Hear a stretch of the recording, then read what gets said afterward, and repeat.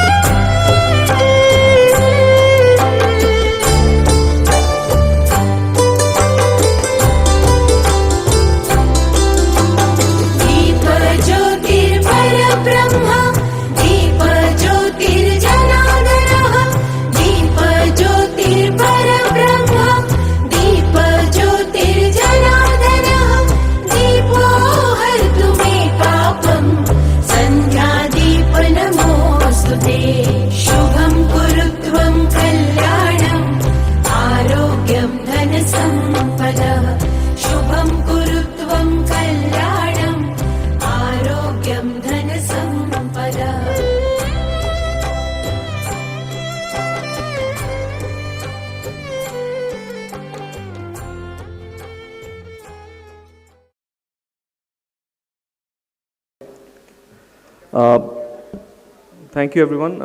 Just request everyone to be seated now. I will now hand over the baton to Mr. Roshan Povaiya, who will be anchoring the meet. And to begin with, he will deliver the welcome note.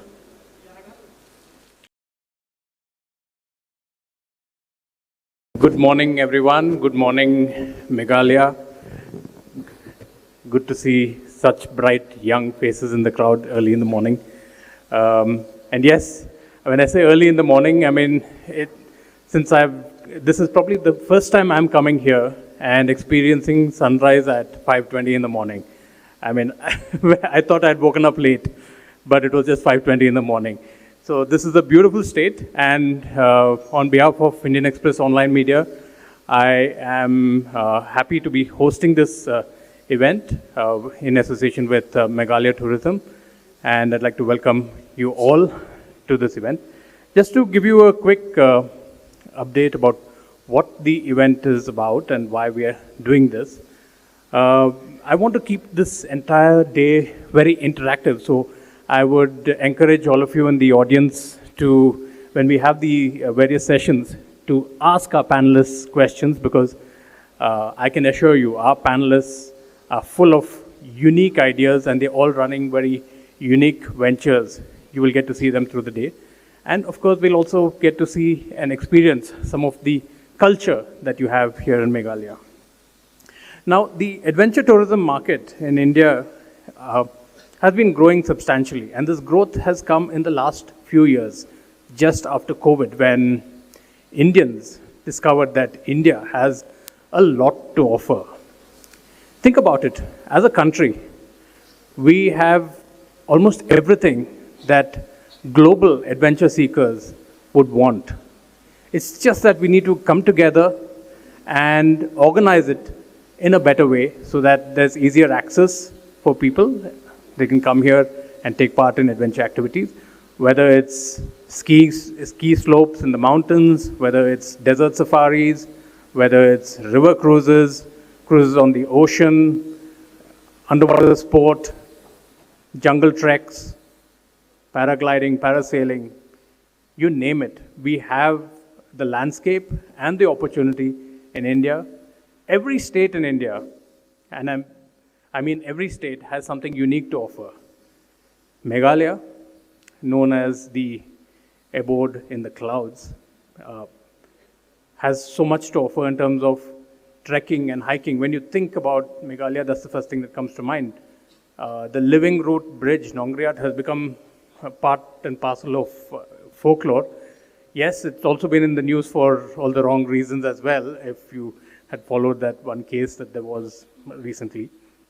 But that said, Meghalaya has some beautiful lakes, beautiful caves to explore, and so much to offer for the adventure tourist. I mean, I've seen those stunning pictures of Doki, where it looks like the boats are kind of floating in air, not on water, because the water is so crystal clear. There are challenges also when it comes to increasing tourism, especially adventure tourism. Do we have the infrastructure for it? Are we ready? In India, we tend to do things, we jump first and then think about the consequences later, right? Do we have adequate waste disposal systems, especially in the remote areas? As you know, plastic is a big problem worldwide. Are we promoting responsible tourism when it comes to trekking, hiking? Are the trails clean? Do people clean up after they go? Is the tourist educated enough to able to handle this kind of clean tourism? Do we have adequate policies and licensing and safeguards when it comes to adventure tourism equipment? Say, when you go parasailing, are the harnesses and all that secure? Would you trust the operator? Are they certified? So some of these things we need to pay attention to, and I think that's what we'll be bringing out in today's sessions. We have some stalwarts here from the adventure tourism industry who've all been working on this for several years, and I'm sure it's going to be a very, very interesting day. And I'd encourage you all to participate, ask questions, and let's make this a very interactive event. On behalf of the Indian Express Media Online, I'd like to welcome you all to this Adventure Tourism Meet, third edition, in association with Meghalaya Tourism. Thank you. Okay.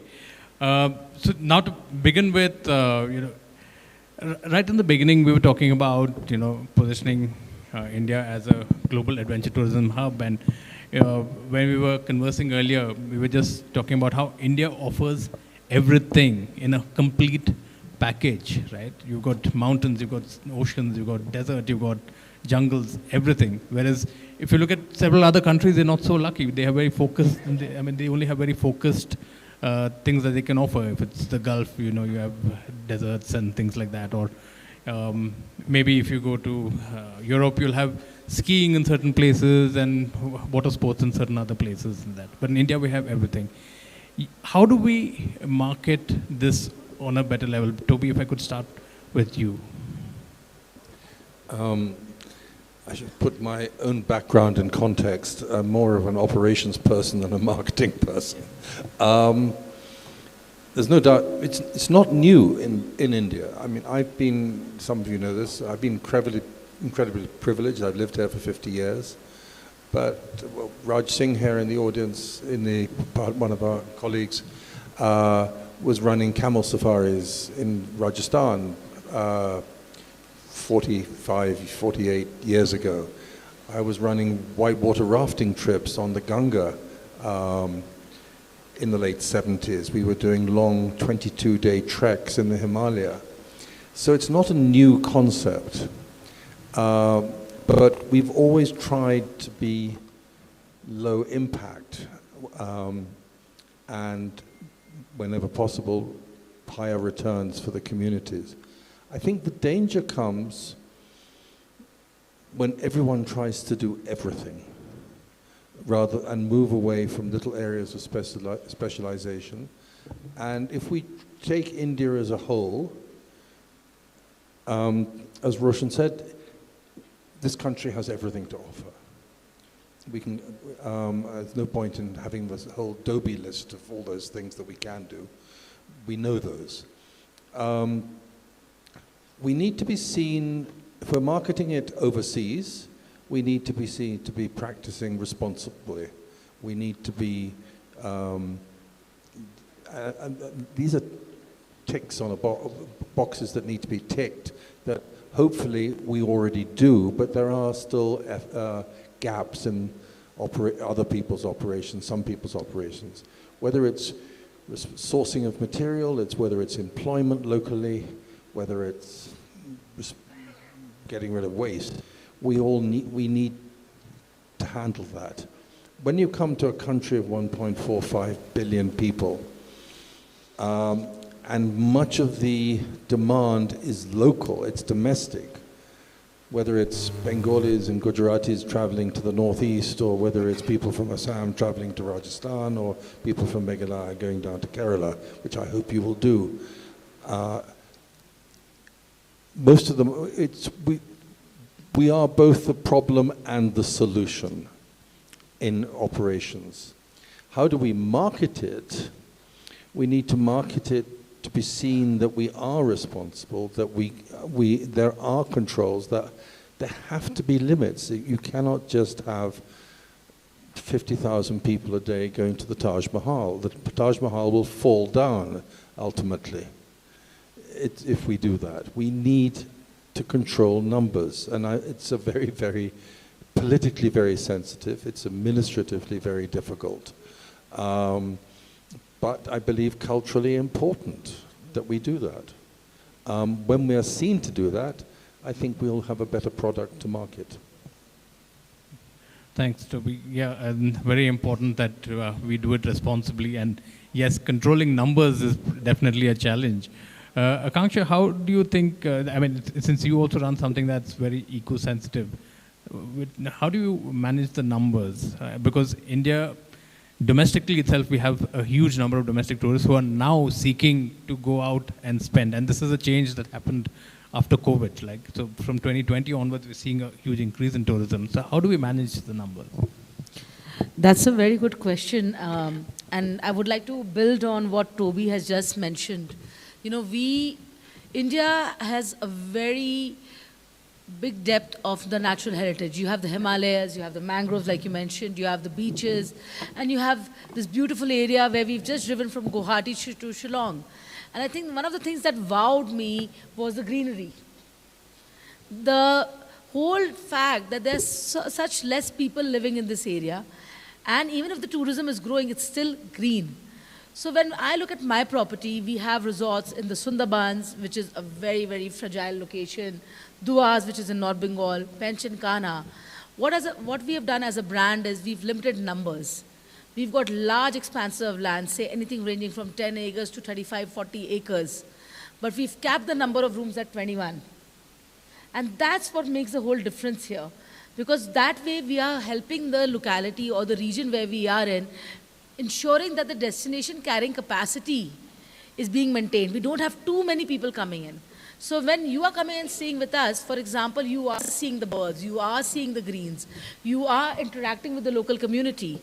And that's what I feel is really, really important, that when we showcase it to our guests, both domestic and international, that we are willing to work with them.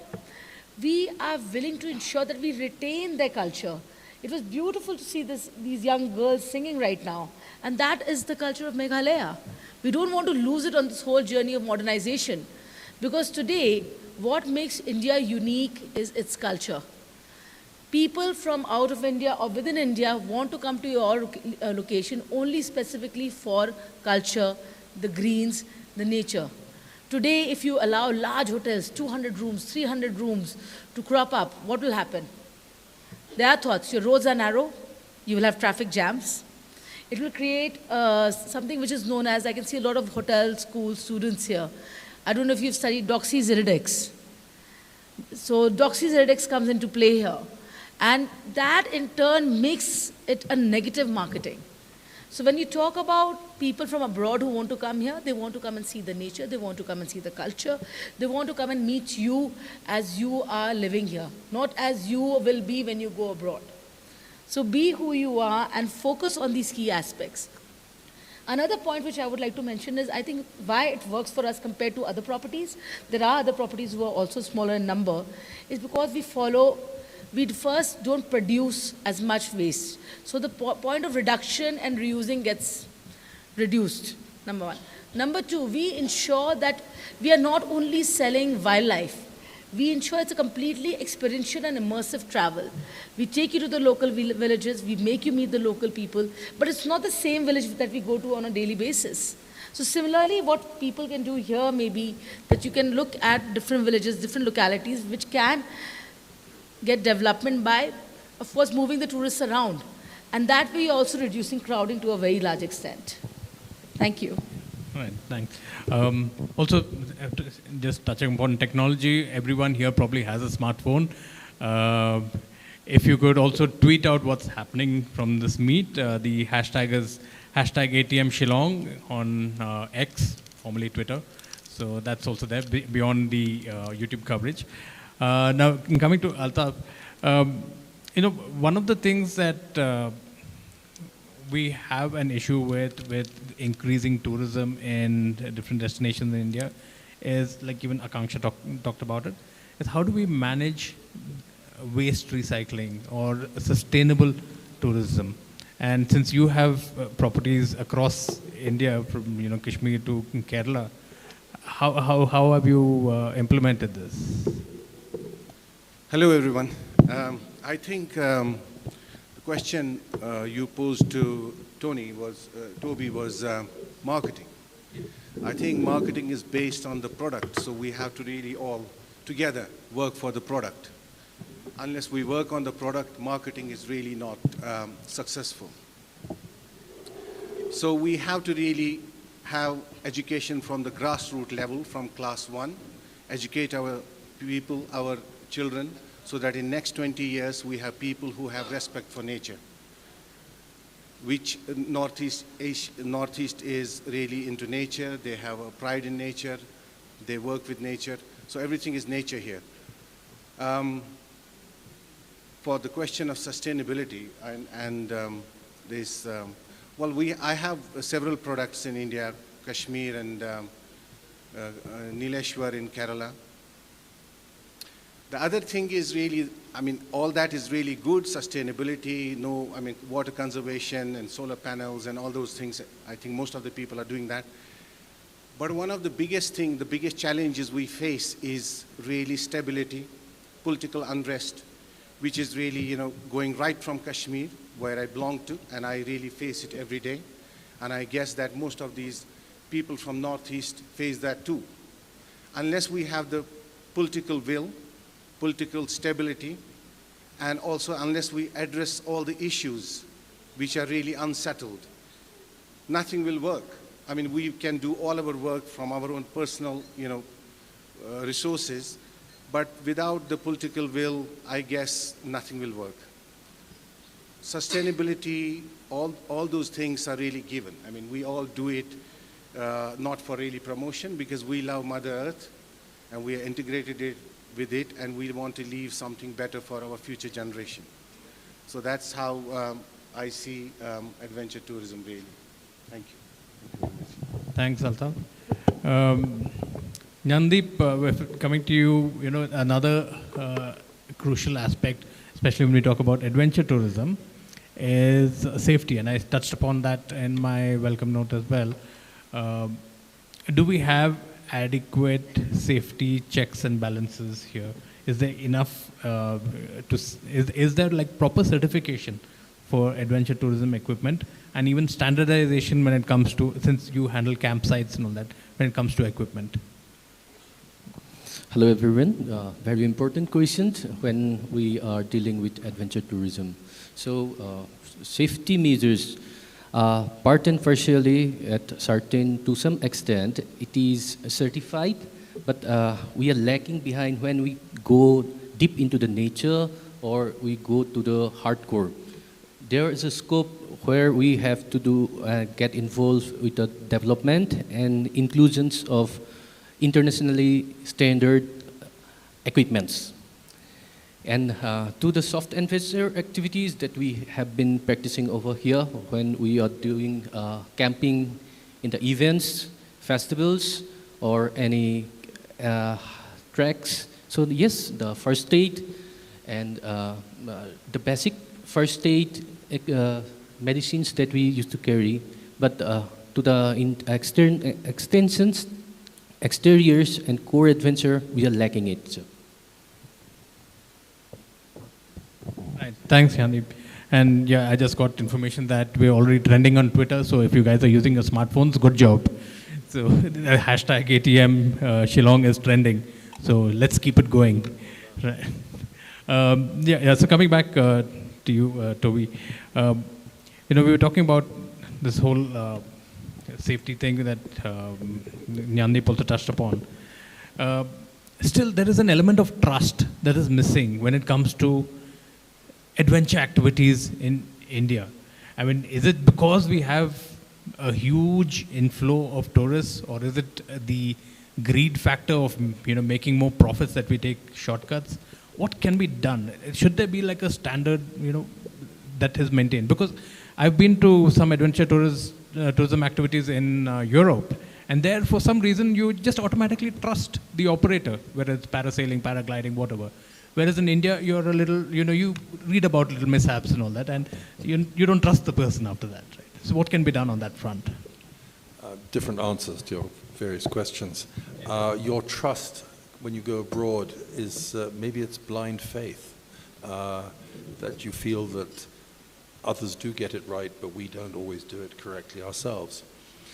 There are trade organizations, or like Adventure Tourism Association in India, which a few of us belong to. I actually don't any longer. I did at one point.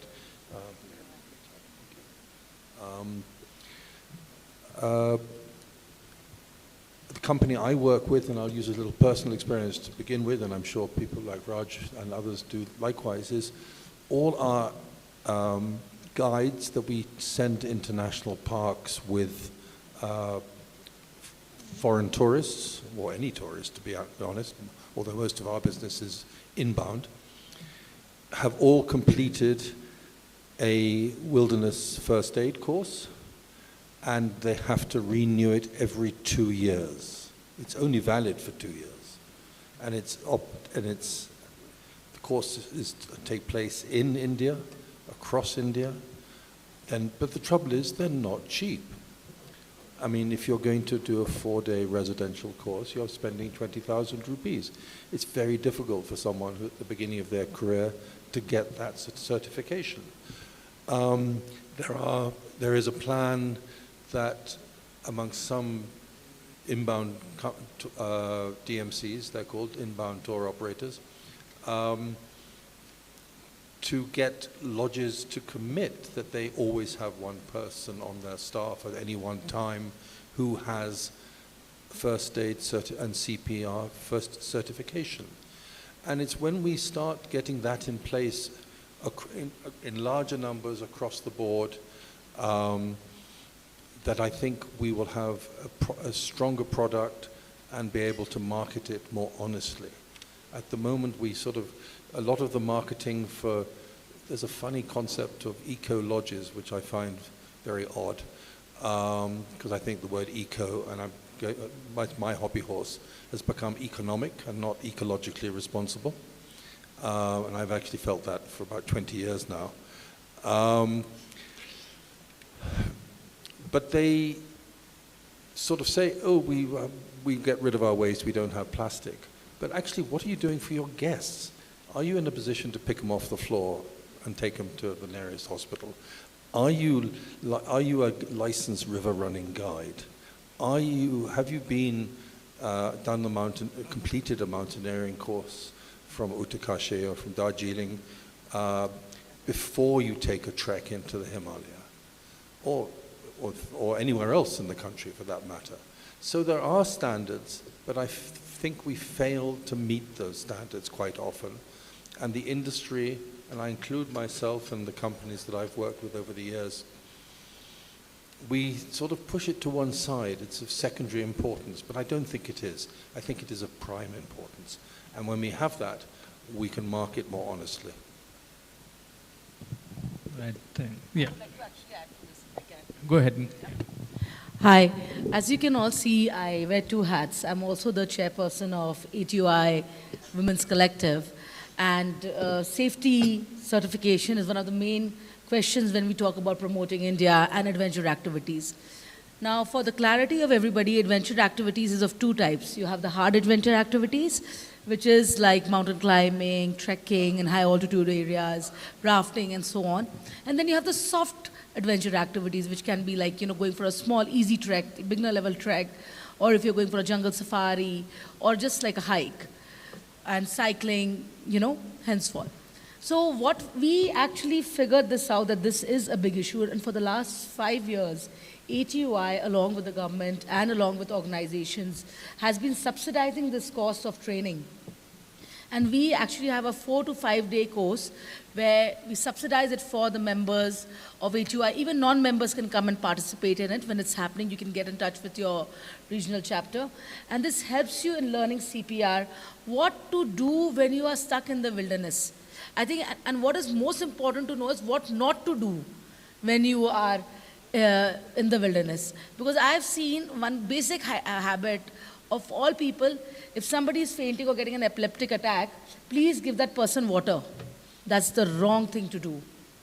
You do not touch the person. We try to go and calm the person. You cannot do anything. So there are things which you're not supposed to do. You can't give medicine just like that. So even these small, small things are a part of this course. And along with this, how do you handle your client, and how do you become a responsible guide or an individual who's part of a community who's leading these tours? So this whole thing is actually being taught right now. And we are looking forward to doing this in Meghalaya as well, along with the Meghalaya government. So. Right. Yeah, Alta. You want to add to that? Yes, I mean, everything is really down to training. We will have to have education centers to train our people as best guides. The drivers, of course. Well, coming to Shillong yesterday was an adventure anyway. Our car had no seat belts in the rear. And when we asked them that, why don't you have a seat belt? He said that we can't put 3 passengers then in the car. So we as tour operators, and many of the tour operators are doing their bit. But it is really coming down to government that the checks, balances have to be checked. And also people will have to be educated in international schools abroad, not really within India, because the adventure standards abroad are much higher. It's in their genes, it's in their blood. So we will have to really send people, selective people, to all those countries like New Zealand, like Switzerland, to train them for the better future. And just to add another thing, that coming to Shillong, beautiful. I'm living in a concrete hotel, which is nice facilities, but I think we should really have definitely, stone, local architecture in place. We are really losing that fast. And I think all the adventure activities in India, they are sort of in rat race. We will have to build mindfully. And that is the future of adventure. We don't have to go in rat race. There should be a cap. And we have to have cap on numbers. We shouldn't have really the numbers which are coming now domestically, who don't have really education how to really deal in the hills. For example, they will throw all the papers, trash from their buses, from their cars. And the government again has to come in, and they have to really ban plastic in the hills, because you don't have the facilities to deal with it. That's all really. Thank you. That's right. Yeah. I also want to add one point. I just remember once we started a campsite, permanent campsite in Kaziranga. It was with camping, of course, the safaris, river cruise with ferry and paramotoring. By that time, it was going seriously very well, more than expected. But later on, we found out, like in India, there's no authority to give a certification to paramotor pilots. We sent our team members from Northeast to get trained in Delhi. They are capable of flying like 30 to 40 flies a day, but there's no certifications. And later on, they got a solution, like they went to Thailand to get the license, international license, but we are still clueless whether it is accepted in India or not. And also, like in the core of Arunachal Pradesh, if there's any, in the like multi-days treks, like the Brokpa Bailey's trek, so it's 7-8 days trek, if something might happen with any guest, then no scope for helicopter, we can't call, so our government should also start these policies to make India as a branded internationally adventure destinations. We should propose, and government should also look into it seriously. Thank you, sir. Yes, Toby. To add to that about treks in the mountains, there's a blanket ban because the government is sort of scared of too much external communication on satellite phones, for example. The Adventure Tourism Association has lobbied quite hard with the government that licensed operators, so that's the first hurdle that I want us to go through, who meet whatever criteria is required by the Ministry of Communications, the Ministry of Defense, IB, and another 36 organizations that get involved in this, can carry on a trek a satellite phone for emergency calls, or the quick responder GPS system, which is also banned. You cannot bring it into the country, and if you do, it is taken off you, and it's a jailable offense to bring one in. But there is a provision for getting licenses, but it's incredibly complicated. So we need to somehow solve that. It's on the one hand, it's a security issue, it's a defense issue, it's a political issue, and you come up against that wall, it's very, very difficult. But on the other hand, it's a human safety issue, and if you're trying to market India as a safe destination, you need to have that infrastructure. It's not implausible, but it is difficult. That's right. That's very, very important. And, also sticking with the certification part of it, that is something that needs to be standardized in India. And communication, like you mentioned, satellite phones are banned in India, and, operators are asking for this kind of facility, and it'll definitely position India as, especially when inbound foreign tourists come in, they are looking for these kind of standardized activities, and they want to know that they are safe. But I've also seen that in this rush to gather in more tourists, more revenue in different places, they try to, for example, tiger safaris, they say like guaranteed tiger sighting. Now, it's like there's a deal between the guide and the tiger, like, the tigers will be here, we'll bring our jeep, we will see you there, and we will go. That's how it is. But because of that, there's so much of over-tourism happening. And I've been to a few tiger sanctuaries, and I do not want to go back, frankly. It's okay, I've seen the tiger, let the tiger be. I do not want to see it again. Because of the kind of rush that there is to see these tigers. I had been to one of the sanctuaries, I saw 2 tigers there, and there were about 40 vehicles all around with constant noise, chatter, people trying to get a better angle, photographs.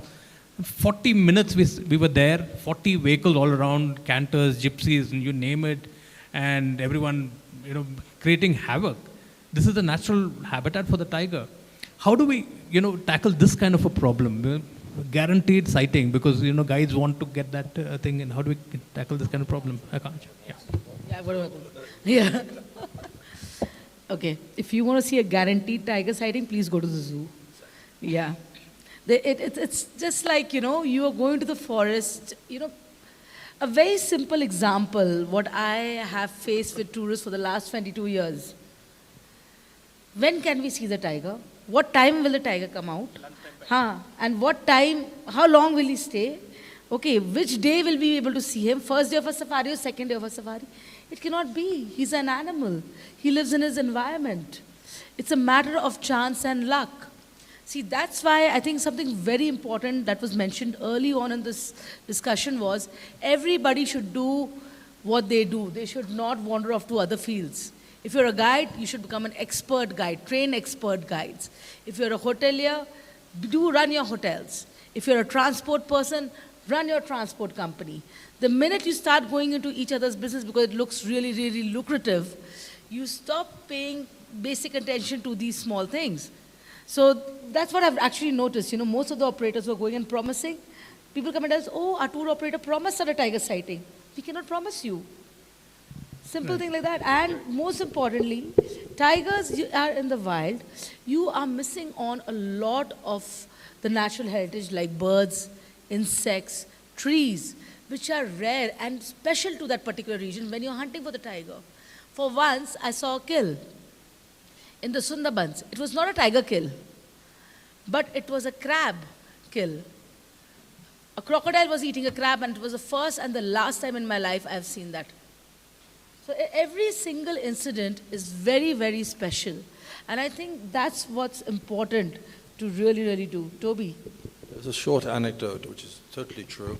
About 10 years ago, a foreign travel agent in their brochure guaranteed tiger sightings in Ranthambore and offered a $500, it was Australian dollar because it was an Australian company, money back or refund if they didn't see a tiger there.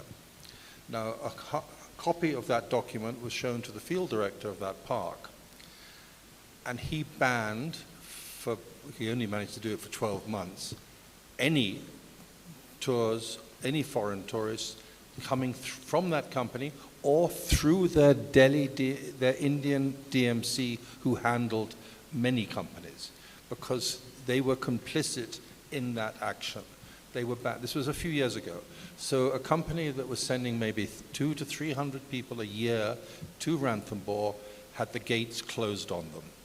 They went to court and they lost. Right. So if you have a good officer in place, there are ways of dealing with this, but it should never have happened in the first place.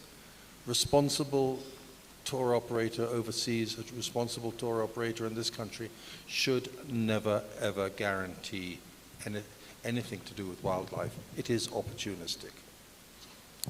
Also, I think it leads to negative marketing, Toby. Because what happens is you have guaranteed, you've not seen, the company has said it's guaranteed, and that's actually what will go to social media reviews.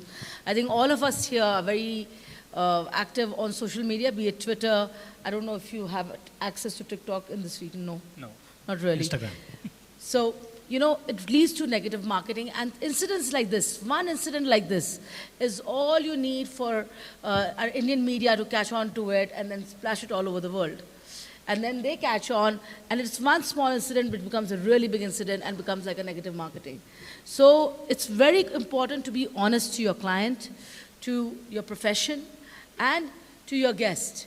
Give them the facts, let them know, sensitize them beforehand so that their expectations are set. If you tell them, look, a tiger sighting or any particular animal sighting is a matter of chance and luck, they're okay with it. And if they see it, they're more excited. They won't be like, oh, and now I've seen a tiger, now I need to go back. It's done. It's not about that. It's a story.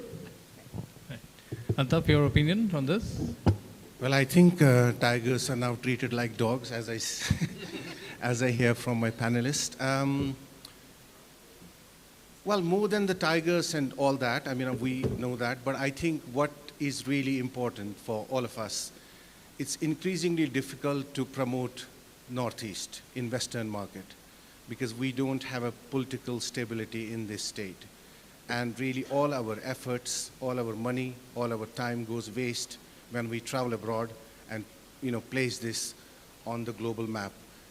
Unless we have the political stability, we have the political will, And unless we really address the core issues, I don't think anything will work. That's really all I can say, because that's what I feel. And when I travel abroad, these are the questions what I get from the tour operators, what we promote this beautiful state, and it has a massive potential in Indian map. Thank you. Right. Yeah, political stability definitely is important, and we've seen that happen in certain other regions in India as well. The moment there are some protests or whatever, immediately tourism drops. It's one of the first sectors to take a hit.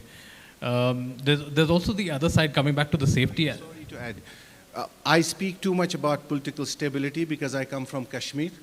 So I know how it really hurts when you are promoting your destination and you are investing and the results are not really given then.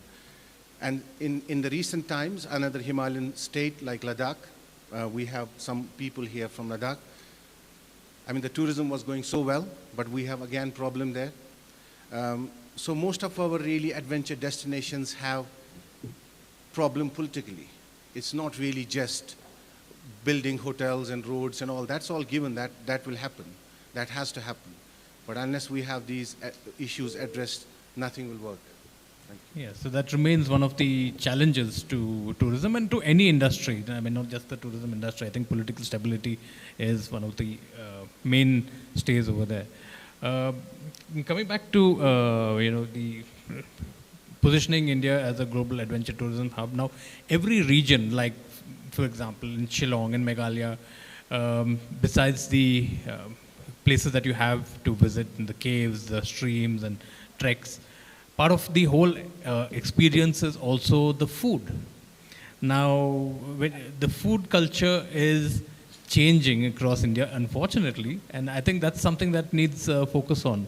If I in reverse order, I'd start with Jandeep and then come this way. By the way, we had a really very nice lunch yesterday, and on the menu there was chocolate dosa and also spring roll dosa, which I have heard first time in my life. Because and the cheese dosa which Toby had, and since yesterday I don't think he's eating anything else. Yes, yeah, food can be an adventure as well, the culinary experience. Because whomever we have hosted here, first point after landing in Northeast, the curiosity, what we are gonna have as in dinner or breakfast, and when we convey the misconceptions are there, there were misconceptions, but the gap is now becoming narrow. And like for any state of northeastern region, we have different culinary, we have different, base is rice, but like we have different vegetations. And also like, for example, like in Arunachal Pradesh only, it has measured 26 tribes and they have different celebrations. All celebrations based on agriculture.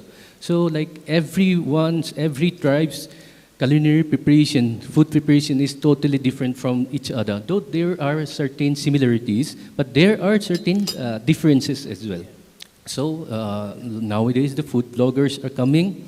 Even here in Meghalaya also, like the local food, Jado, whomever is to come now, it's become very popular among, and likewise in Nagaland. So the real adventure also up there during the Hornbill Festival.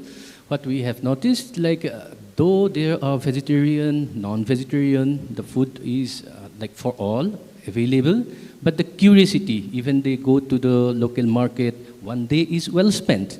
That way they get to know more about the culture and along with the festivity. And yes, thank you.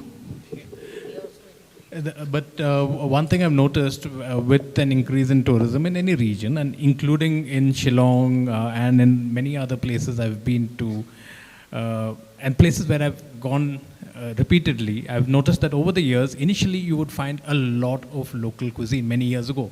10, 15, 20 years ago, you would find more of local cuisine available. But now when you go to those places, you find very standardized food. There's continental fare, there's South Indian fare, there's standard North Indian fare, and there's Chinese on every menu. And you'll have maybe about 3 or 4 local dishes listed, right? And it becomes a challenge actually, and as part of the food adventure I'm talking about here, that when you go to any of these places, where do you find authentic local cuisine? How do we fix that? because it is actually a challenge. There are few and far between there are places, but otherwise, out of every 4 restaurants, only one serves authentic local cuisine. The other 3 are mixed because they want to cater to a mass audience. Right. How do we fix that? So I've also been searching for a local authentic cuisine restaurant here since I've come here. I've been trying to try the Khasi food or the Raga food, but there's been 2 challenges. One, I understand the fact that when people want to get tourists, you look at what the requirements are, and accordingly you develop menus to attract them. That I did notice a lot of Bengali tourists, a lot of South Indian tourists, which was quite astonishing. And we from Delhi and other parts, from Ladakh and Assam, we are all hunting for the local food, which we were not able to find. And if we did find, it was shutting early. So I think what's really important is you have families traveling together now. You see multi-generation travel, which has changed from FIT travel. FIT travel being like friends traveling together or 2 people traveling together. Today, grandparents, parents, and young children are traveling. And if you go to a local authentic cuisine or a restaurant, you don't get a pizza or a rice or a pasta that the young child is used to eating. A grandparent might have that, might have teeth, might not have teeth. They might want soft food. So they're looking for something like a multi-cuisine kind of option. But the parents, they are all excited to try the local cuisine. So maybe a concept where we can have a themed restaurant with all kind of cuisines available. Instead of like Altaf just mentioned, we had 45 type of dosas in that particular restaurant. From chocolate spring roll, vada dosa, idli inside the dosa. I've never heard of all this. They could have just kept simple dosas, added some of the local food there in the menu. So I think it would have just been perfect. Yeah.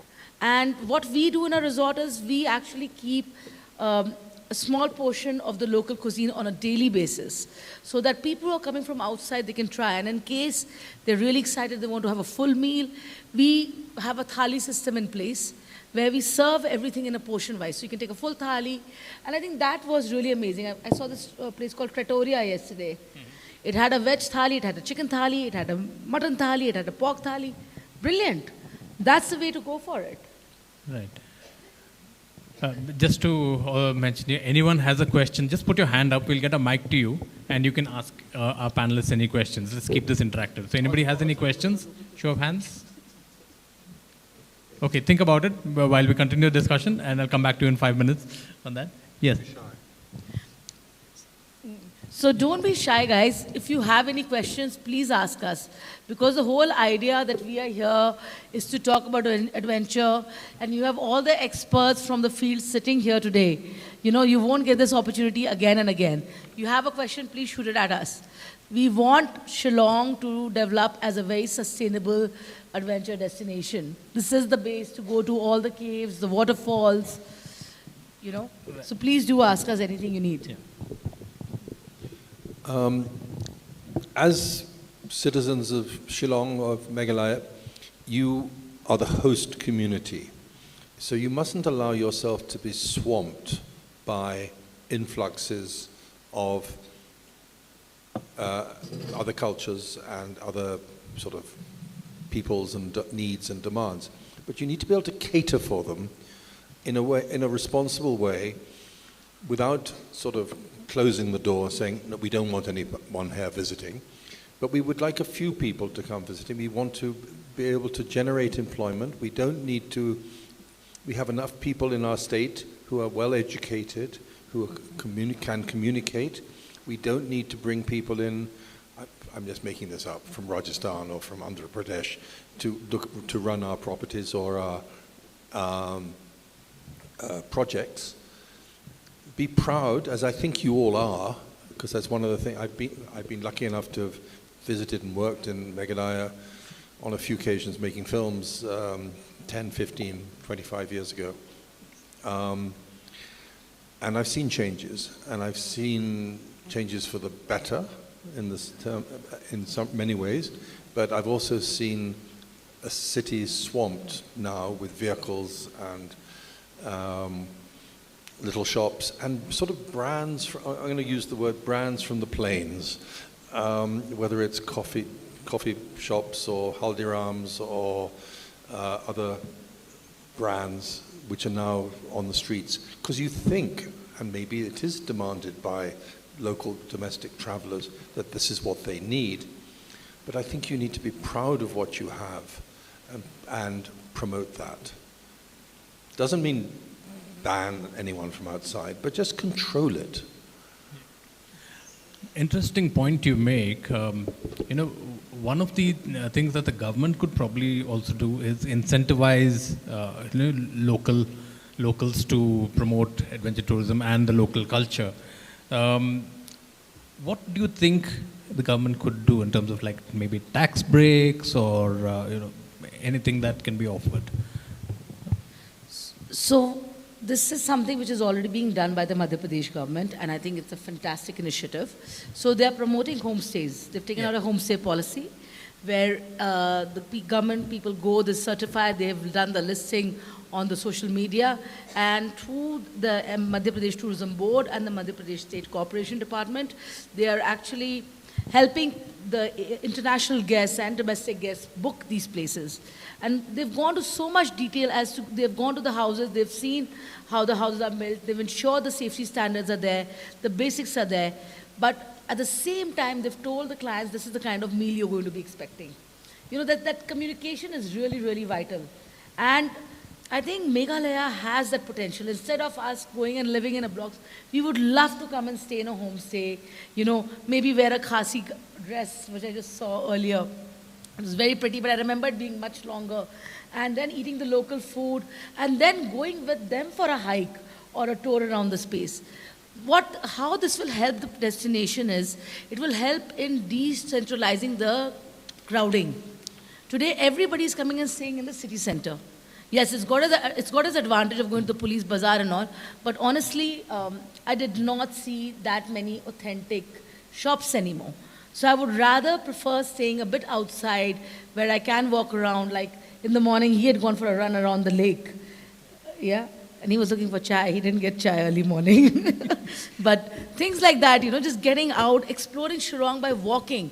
Launch walking tours over here. Don't only sell the same thing that you can go to this cave, this height, this place, this border. No. Talk about what else can you do. Small hikes, treks, do a food tour, do a food trail, do a cultural trail, spend a day with a khasi, something like that, which will actually generate more interest for people who are willing to pay more money and come down in smaller numbers. And it will give an impact to everybody. Yeah, and one more thing is, since all of you are on social media, Instagram and YouTube Shorts, right? I think that can be exploited to a huge extent, tapping into some of these things like, exploring local cuisine here, a trek there. So that's something, how do we build on this? I actually wanted to go back to your previous question, is what can governments do? As I see petis of plastic water bottles, cling wrapped in plastic, being brought into the hall. No comment. Just an observation. One of the things that governments can do, and where tourism departments can help, in state, this is not Meghalaya specific, this is all 28 states and X number of union territories this applies to. One small thing, one small example, licensing for alcohol. Now, a small company comes along, builds a comfortable wildlife lodge on the edge of a national park. It has 12, 15 rooms. To get a liquor license in most states, they have to have an air-conditioned bar. And you have to have a minimum of 25 keys. But the whole point, this is a project which is low impact, but bringing in high revenue. But it's penalized because the rules haven't been changed for X number of years. And a really absurd example of old rules was that a friend of mine started a lodge in Uttar Pradesh so this is about 25 years ago, before Uttarakhand was set up, because it was at Corbett. And he applied for a liquor license, which he was entitled to, and was told that he could only sell French wine because the Uttar Pradesh state liquor rules hadn't been changed since 1936, and there was no provision to sell Indian wine in UP. That's true. I mean, it's a true story. I've been around long enough to know these things. I mean, we need imagination. We need imagination at government levels. Government can help. Raj struggles on a weekly, if not hourly basis on the small little details of his cruises and many of the projects that he's managed to do in this country over 50 years. And he gets there through perseverance. He gets there through because he doesn't give up, and that's the other thing. Don't give up. Lobby and change the system. If it has to be changed, don't be afraid to fight for it. Right. Yeah, that's what I meant. Talking of sustainable tourism, and you can see it here, it's wonderful. A lot of plastic bottles. The hotel I stay in, there are about 6 bottles kept for me to drink, all plastic. And all the pots here in front of you are all plastic. So, great sustainable tourism. This is where it all starts, really. I mean, this is where it starts. This is where it should start. We should all refuse. All of you who are in this hall should have refused it, even if the organizers have made a mistake, but all the students here should have refused it. This is where it will start. Thank you. I have a question from someone in the audience.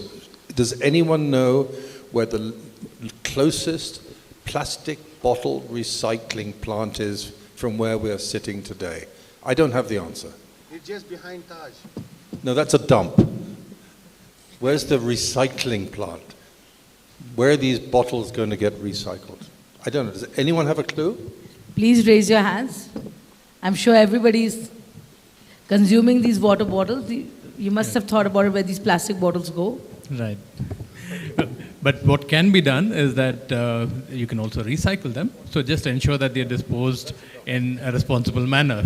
So just find instead of the closest recycling plant, at least the closest bin, and you can put them there. Right. We're almost out of time right now. If there's any question from the audience, we'd like to take that. Otherwise, I'd like to conclude with this panel with some quick closing remarks from each on how we can make India better positioned as a global adventure tourism hub. Just quick bullet points from each in 1 minute each. Toby?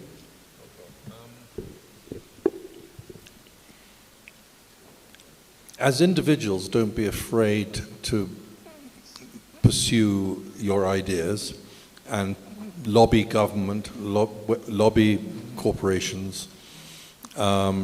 If you're in a tourism institute or a hotel training institute, lobby your faculty as to how can we make a difference, and how can this difference be projected to the country, and how can the country then use it as a marketing tool. Kanksha? One of the most important things is go and explore. Explore your regions, see what you can offer, talk about it. I think the first step to Shillong or any location becoming a great adventure tourism location is saying no. No, not only to plastic, but to any kind of thing that creates waste. Try and imbibe, like Altaf had mentioned before, education to the younger generation, that they should start carrying the bags and start carrying refillable water bottles as a start. Let's start that now. Altaf? Well, enough said.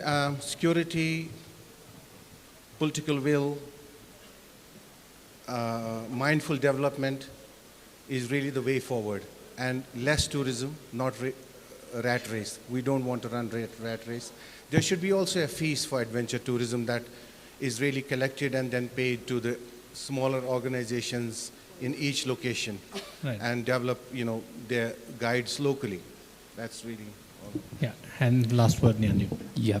So I want to add just one point when we talk about the soft adventure and hardcore adventure.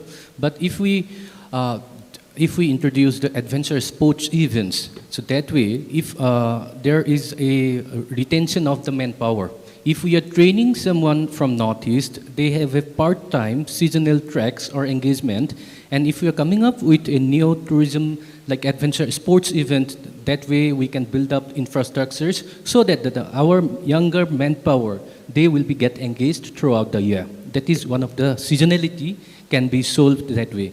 And let's hope this should be happening very soon. Thank you so much. Okay, and on that note, thank you all for the wonderful insights that you had.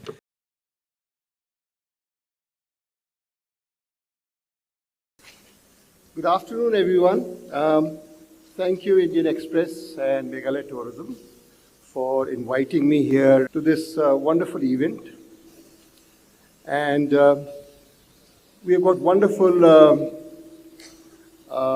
panelists, everyone, and the audience. Wonderful to see all the students and all. So my one question to all you students is, you know of national waterways? Does anyone, you know national highways, right? Okay? You know what national highways are? Do you know what national waterways are? Have you heard of national waterways in India? Now that's something you have to learn. India is perhaps the only country in the world which have got 111 national waterways, like national highways. The rivers have been designated as national waterways. Can anyone tell me how many national waterways there are in Meghalaya? You are students. You should be knowing about your state. Find out you have got 5 national waterways. Look at all these things. Do a little bit more research on your state to know exactly what resources. We are talking of adventure tourism. Adventure tourism is more than camping, more than trekking, more than homestays. It's the environment. It's the rivers, which are life-giving, cradle of our civilization. So you've got 5 national waterways. Imagine them, where they're located, what you're doing. And so do a bit of research. Find out. I can tell you what those are, but I want you to find out what your own heritage is. So national waterways are very important. So what I'm going to talk today to you about is river cruise tourism, which is a very new thing in India. We started it only about, so almost now 20 years. And something about it, how it is there in Assam also.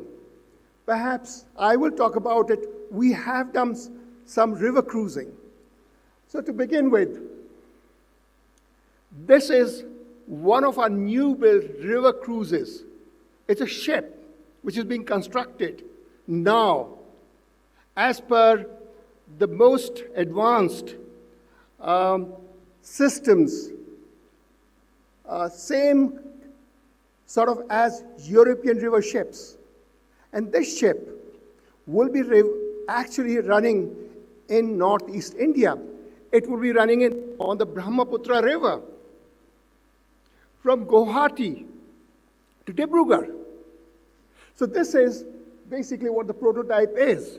And of course, most of you have heard of Cochin Shipyard. Have you heard of Cochin Shipyard?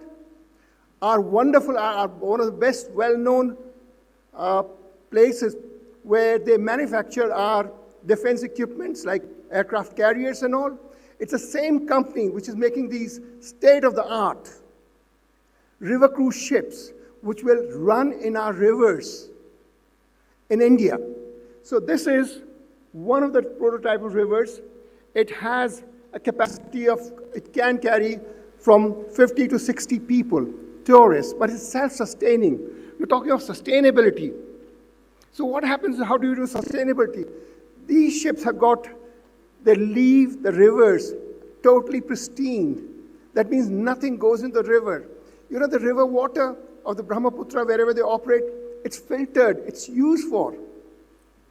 In fact, it's got its own RO plant. We don't need to use plastic bottles. We don't use them. So there are systems like that which we have for river cruise tourism. So let me go a little bit further about and tell you about what it is all about. So this is, of course, a classic shot of Varanasi, and it tells us what about us. These are the different kind of river cruise ships which we have actually operating within India on different rivers. These river ships operate on the Ganga from Varanasi to Calcutta, even in Assam, and I'll tell you about it, or from Calcutta to Dhaka. They also operate in Mahan on the rivers in Orissa. So basically there are different sizes, different rivers, because there are big rivers, there are small rivers, so you make river ships according to what the river can withstand and sail into it. Now this is an interesting map. It gives you an idea of, can you see Varanasi on one side? Can you see Assam, Dibrugarh? And Meghalaya is down below, you know, where Chilmari in India is.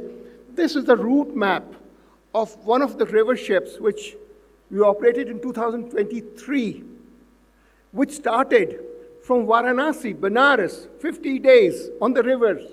It came all the way from Benares to Calcutta through Bangladesh, making it all the way to Assam, to Dhubri.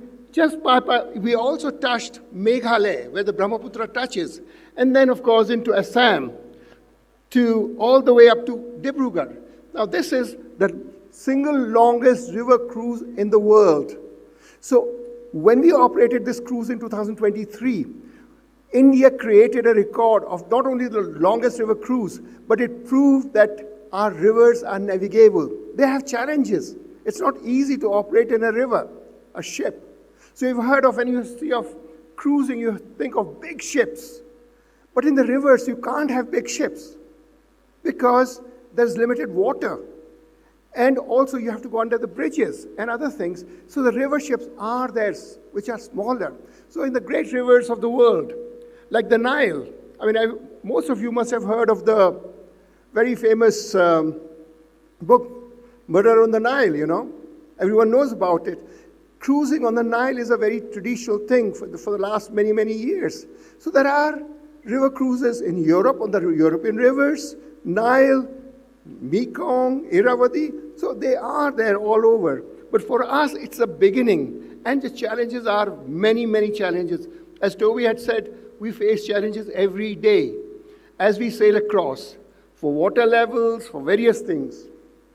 So this is gives you a route map of one of the rivers, Ganga on the one side, the Brahmaputra on the other side, and through Bangladesh going to the Bay of Bengal.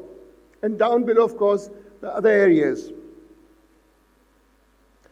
This is the ship called Ganga Vilas, and it was the one which sailed through the Brahmaputra River from Assam. And it was here all over. We were here for almost 2 weeks, going up from Chilmari all the way up to Dibrugarh. So these river ships are fully self-contained. They're sustainable. They have got their own systems. So nothing actually goes into the river. We leave the river very clean as it is. And this gives you an idea of the interiors of the ship, which are made up to the international standards. The key for anything, and we were talking about, as my fellow panelists has said, is whether it's in Europe, it's the maintenance, how well you keep your vessels. That's what it is.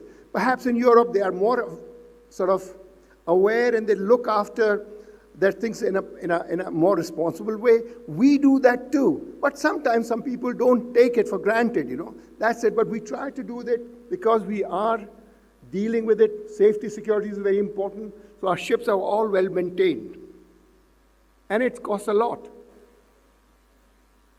Of course, the other thing about river cruise tourism is it connects Rivers connect people. It connects wildlife. It connects ecology. It connects everything. Because rivers are the center of our civilization. So, of course, at different places, you do see different sites, people, communities, cultures, artisans, weavers, potters, everything is there along the rivers. Of course, that's in Assam. Then we have these other ships also. You can see how this ship is different. Now, it does a different, it operates only in the Ganga and in the Sundarbans. So they do a different kind of trips in that way. You come across, again, when you go on the river cruising, you're not going on the big cities. You do not see tourists at all because you're going to remote areas which are difficult to go there. Accommodations are there, but they're limited. So you visit places which are really, really beautiful, worth visiting. And then you can go back and continue your journey. So it goes into the interior areas, into the village areas, what we call the hinterland areas, for people to experience the true lifestyle of the people without spoiling it. So you are not actually affecting the environment in the same way as it can be in the big places, because you're moving, you're there for a limited time, and you have connections you do interact with the local communities there. That's the other thing. You don't just leave it. You use at all these, 99% of these places, we use electric rickshaws. We don't use cars for sightseeing because the sites are located only about maximum 20 to 30 minutes away from the ship. So that makes it easier. That is what sustainability is. That's how we are making it sustainable. So to begin with, we have put these things in place to ensure that sustainability is maintained. So this is actually a wonderful picture from Chandernagore. Chandernagore was one of the French enclaves near Calcutta during the British times. And that's where the promenade and all are.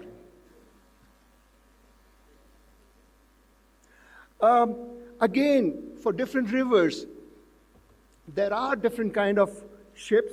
So this is another very typical colonial style ship, as you can see. And it operates mostly in Sundarbans, the Tiger Reserve and all. And when we go into Sundarbans, of course, the interesting thing is that when you go into these national parks, the ship is actually able to go there. From the big ship, we have got small boats, and you can go to narrow creeks. So your viewing of animals is there. The key in any wildlife is to know what is the right time, whether it's a tiger, whether it's a wolf, whether it's a dolphin, anything. So what is the right time to visit those national parks? That's the key. And for Sundarbans, or any of the mangroves, the key is to visit those areas during low tides. Because when the tides are low, animals will come out. That's the key. For tiger viewing, again, it's the timing, it's your knowledge, not only of the habitat, but the knowledge of the behavior of the animal. And when I say behavior, we are talking about a thing. If there is a tigress, which has got 2 or 3 cubs, now the tigress, when the cubs are sort of growing up and all, has to go out hunting for the cubs. That is the time, of course, those are the months when your visibility of tigers are the best. You see, so it's the knowledge of the environment, knowledge of the behavior, and the planning. That is what is essential, and that's what we try to inculcate in our trips. Again, as I said, there are different kind of ships, different kind of things. These are small ships which go into another area called Bhitarkanika National Park. Now, I've been told, you've heard of Sundarbans, the tiger reserve in Bengal. Everyone knows it.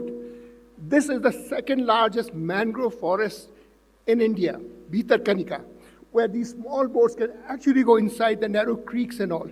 And you are able to see most of the birds and animals from the river, from the sun deck itself. Oh, thank you.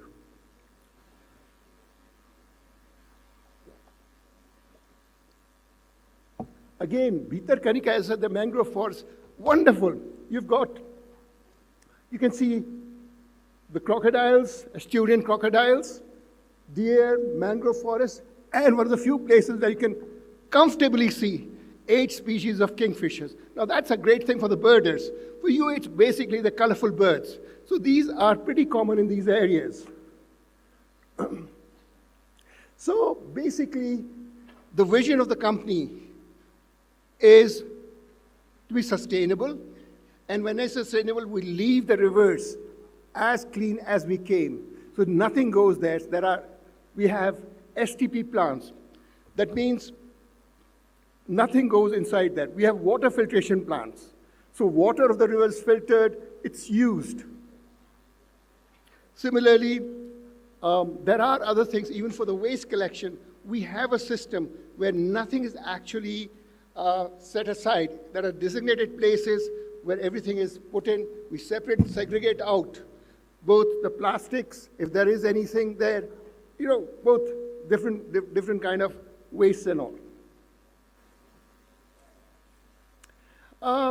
These are some of the other things which we basically, as I said, we are an Indian company. Our ships, we are made in India. Our crew is 100%. We have got actually students now traveling on our ships as trainees. So on all our ships, we have trainees from different hotel managements who come and who travel, who learn. And then they have an opportunity to join the ships. As we build new ships, we need new crew. And students who are there from hotel managements or from the food F&B background can come and take trainings, practical training, travel on the ship itself. And we give them a stipend as well. So that's the thing for, again, these are some of the initiatives which we have for green initiatives and all. And so this gives you an idea of river cruise tourism. It's totally a new vertical. It's a new part of tourism which is evolving, as I said, with 111 rivers, out of which about 24 rivers are navigable. So it's something which is bound to grow, but what we have ensured that it grows in a responsible way. When I say responsible way, all the states ask us, oh, come and build ships there. We say, no, please make a policy on river cruise tourism in which there are some basic things which should be part of it. And so that the environment is kept clean and nothing actually is disturbed, whether it's ecology, communities, and other things. So I hope you've got an idea of river cruise tourism, which is a new initiative, new thing which is coming up, and you're able to learn something about your own states, on your own waterways, which you have. And you can learn from it and perhaps benefit from it. Thank you.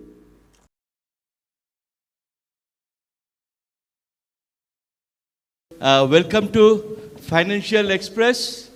What is it known as? ATM, anytime money. It is ATM, anytime money. So you can understand, that ATM, that anytime money, it comes from a landscape and people who are into adventure. So the adventure landscape itself is the ATM. So nature is a bank and the skills are the currency. And this is how, the anytime money becomes your adventure tourism, platform on today's date. And here we, with all the experts sitting with you, from across the world, you may see them, they have come here. You may see them, somebody with cruises, somebody with, wildlife tourism, somebody with responsible tourism. They are this, huge personalities. They are the huge personalities and pillars of adventure tourism that has happened in India today. So as students and as practitioners over here, you should all be very happy and very glad that you get an opportunity, maybe during lunch or in the pre-lunch sessions or post-lunch sessions, to actually one-to-one talk to them. Because this will give you a complete different, insight to what is happening in the country and beyond, in the adjoining countries of South and Southeast Asia, which is also very important for us to understand over here. So from that context, I would request from the senior most member over here, Mr. Blah, and all the panelists to one by one give short introductions of themselves. That will be wonderful. Starting with you, Mr. Blah, please. A very old-time companion, partner into tourism with me. Please. A very good morning to you all. Thank you, Mr. Raj Basu, for allowing me to speak first. I think most of you are aware that Meghalaya tourism has just come of age last couple of years. So, comparing to all those who are sitting here in the front row, the site, I think we are quite young, and we are little maybe less experienced. But nevertheless, I think these last few years, since Meghalaya tourism has just come of age, we have tried to learn so many things, and maybe we are yet to learn much more about tourism. So coming to myself, actually I started tourism only with a small guest house those days, about 25 years ago, which that is maybe what they say one of the first guest houses in the state of Meghalaya. From that small guest house of 5 rooms, and again I expanded, and then I started the tour operations also after a couple of years from then on. And now I'm also in the tour, when my tour company, Clara Tours, is there, one of the old tour operators of the state. And from there on, I think that things have changed a lot. Things have changed a very lot. And what we see today, the tourism in the state of Meghalaya is something completely different. But before tourism comes, so I think there are lots of more to talk later on. Yes, Mr. Black, can we, what happens is we are still on the introduction sessions, and we will love to listen more from you after this. So one more speaker on my left we have, please, if you can, please introduce yourself. Thank you, Mr. Basu. My name is Dr. Pinchela Simyong, and by profession, I'm an academician, and as a hobby, or you can say by default, I end up doing caving. And for the past few years, I've been the president of the Koju expeditions, and I've been attending expeditions from the Meghalaya Adventure Association, Northeast India Caving Expedition, and the last one is the Koju expedition. And on my field, apart, we don't do tours, but we do cave exploration, where we do scientific research from any aspect or from any subject that you want to do, and that is what we are specialized. Thank you very much. So that is what you heard, from a very senior practitioner and then an academician who represents that how we should use the adventure field for tourism, which is also very important, because in the previous session you have heard about responsible tourism and how to take it ahead, carrying capacities, who should go there, who should not go there, what should happen. And here exactly you have the person who can talk more about it, who can give you input, and who is local to this place, and who has talked about caving and its takeaways to the international community. Thank you very much for joining us. Thank you. It's been wonderful. Over to you, my panelist on the right, please. Thank you. So my name is Febronia F.E. Pajat. I'm the owner of a small guest house in Umroi, and I'm also an off-roader. So I've been participating in off-road competitions for 7 years now, and I also do adventure tours. So we go for off-roading. Yes. Thank you very much, Ms. Pajat. It was wonderful, because you not only you're into adventure, but you also host people, which is very important. People who are visiting our state. What do we do? How do we communicate with them? How do we take it forward? And here is your own homegrown leader, who has been hosting some of the best guests, or some of the best, visitors who have been coming to Meghalaya, getting connecting them to the adventure over here. And then, Mr. Duya, please, if you can introduce yourself to the rest of the people over here, please. Very good afternoon. I'm Gerald Samuel Duya. I serve as the co-chairman of Northeast Region for the Adventure Tour Operators Association of India. I also hold various positions for various organizations. I'm the founder proprietor of a tour operator called Duya Trailblazers, and we recently launched our academy for adventure training training purposes. And I'm also an adjunct faculty in Martin Luther Christian University in the Department of Tourism and Travel Management, where I teach students on the field of adventure paper. Thank you. So you have it there. The Adventure Tour Operators Association of India happens to be the largest organization of adventure practitioners and operators of the country, who also gives input in policy making for Ministry of Tourism at Government of India level. And we have, a wonderful person who has been practicing it for such a long time, both on the field and in academics. So, it's a wonderful common combination that we have over here for our people, our experts who have come. I would request that we take note on what they speak and how do they want to take Meghalaya forward. In the previous session, we had talked about two very important sectors, which was the panel of the experts. One is responsible, and the second, which was standardization. So responsible and standardization are the two key things that we should be talking about, and we should be knowing that how to take it forward.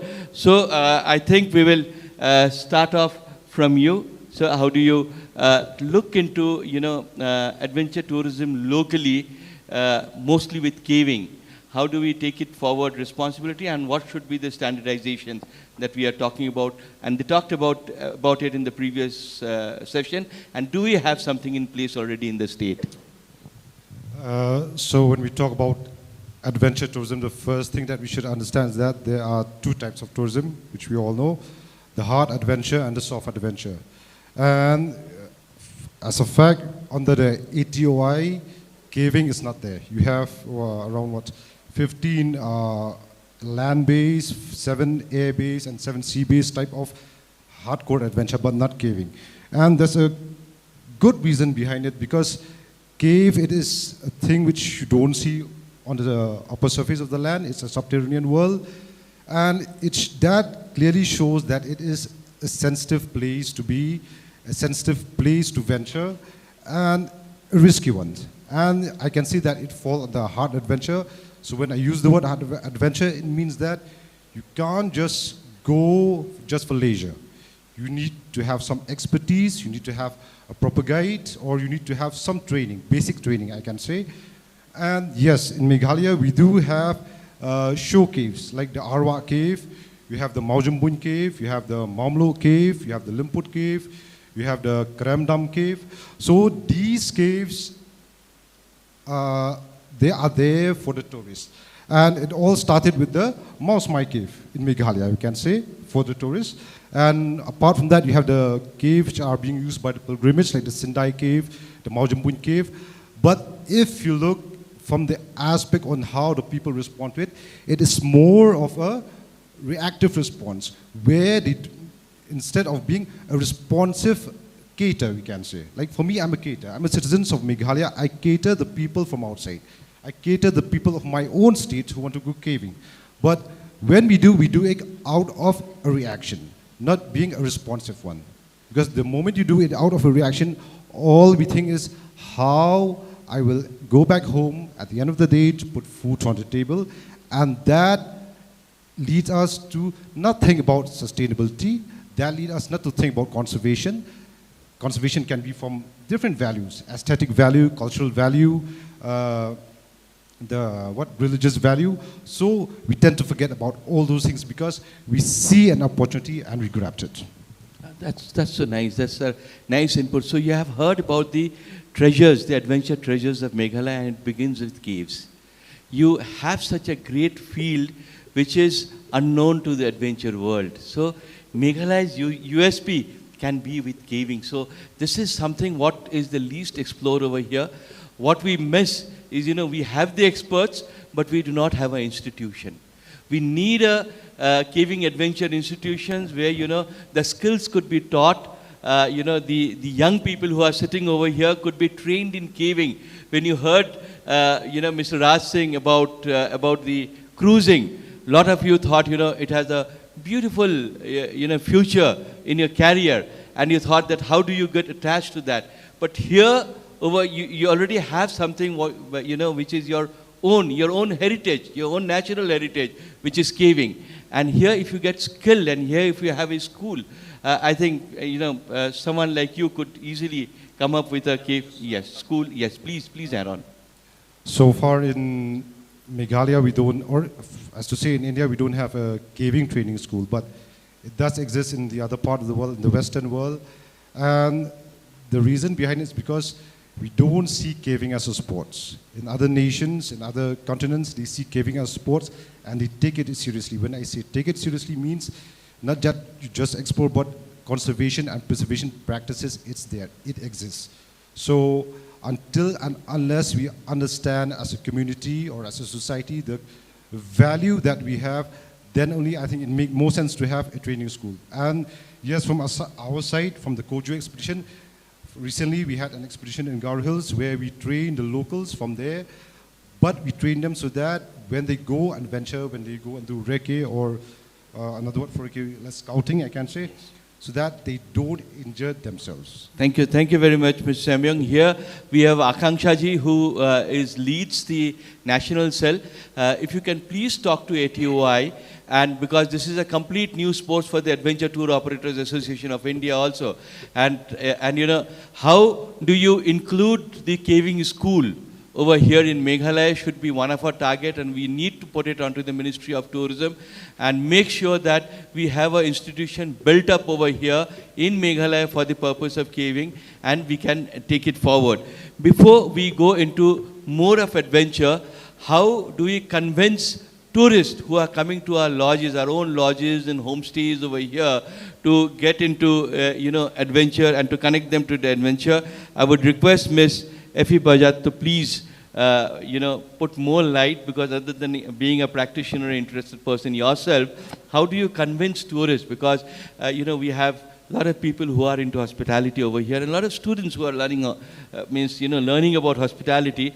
So it is not only about how you serve the food, how you do housekeeping, or how do you keep your place clean, how do you look after your lawns, but it is much beyond that, that how do you communicate to your visitors that we have such a wonderful landscape where you can have a wonderful experience too. If you can put some light into it, please. So when we, as a state, we do get a lot of tourists, and one big part is communication, as Sir has mentioned. So when we meet people, we don't just meet people from one particular place. We meet people from a lot of different places, a lot of different cultures. So we need to keep in mind that we need to know how to communicate and make everyone feel welcomed. So when people come to our state, a lot of people want to do adventure sports, or some people just want to visit, maybe they want to try caving, and some people, they would want to see waterfalls and go swimming maybe. So we, as a person who runs a guest house, I would always love to know what our guests want to do, what they like to do. So we don't just meet them and tell them, go do this, or, we don't just suggest them places or activities to do, but we do want to know what they also would like to do.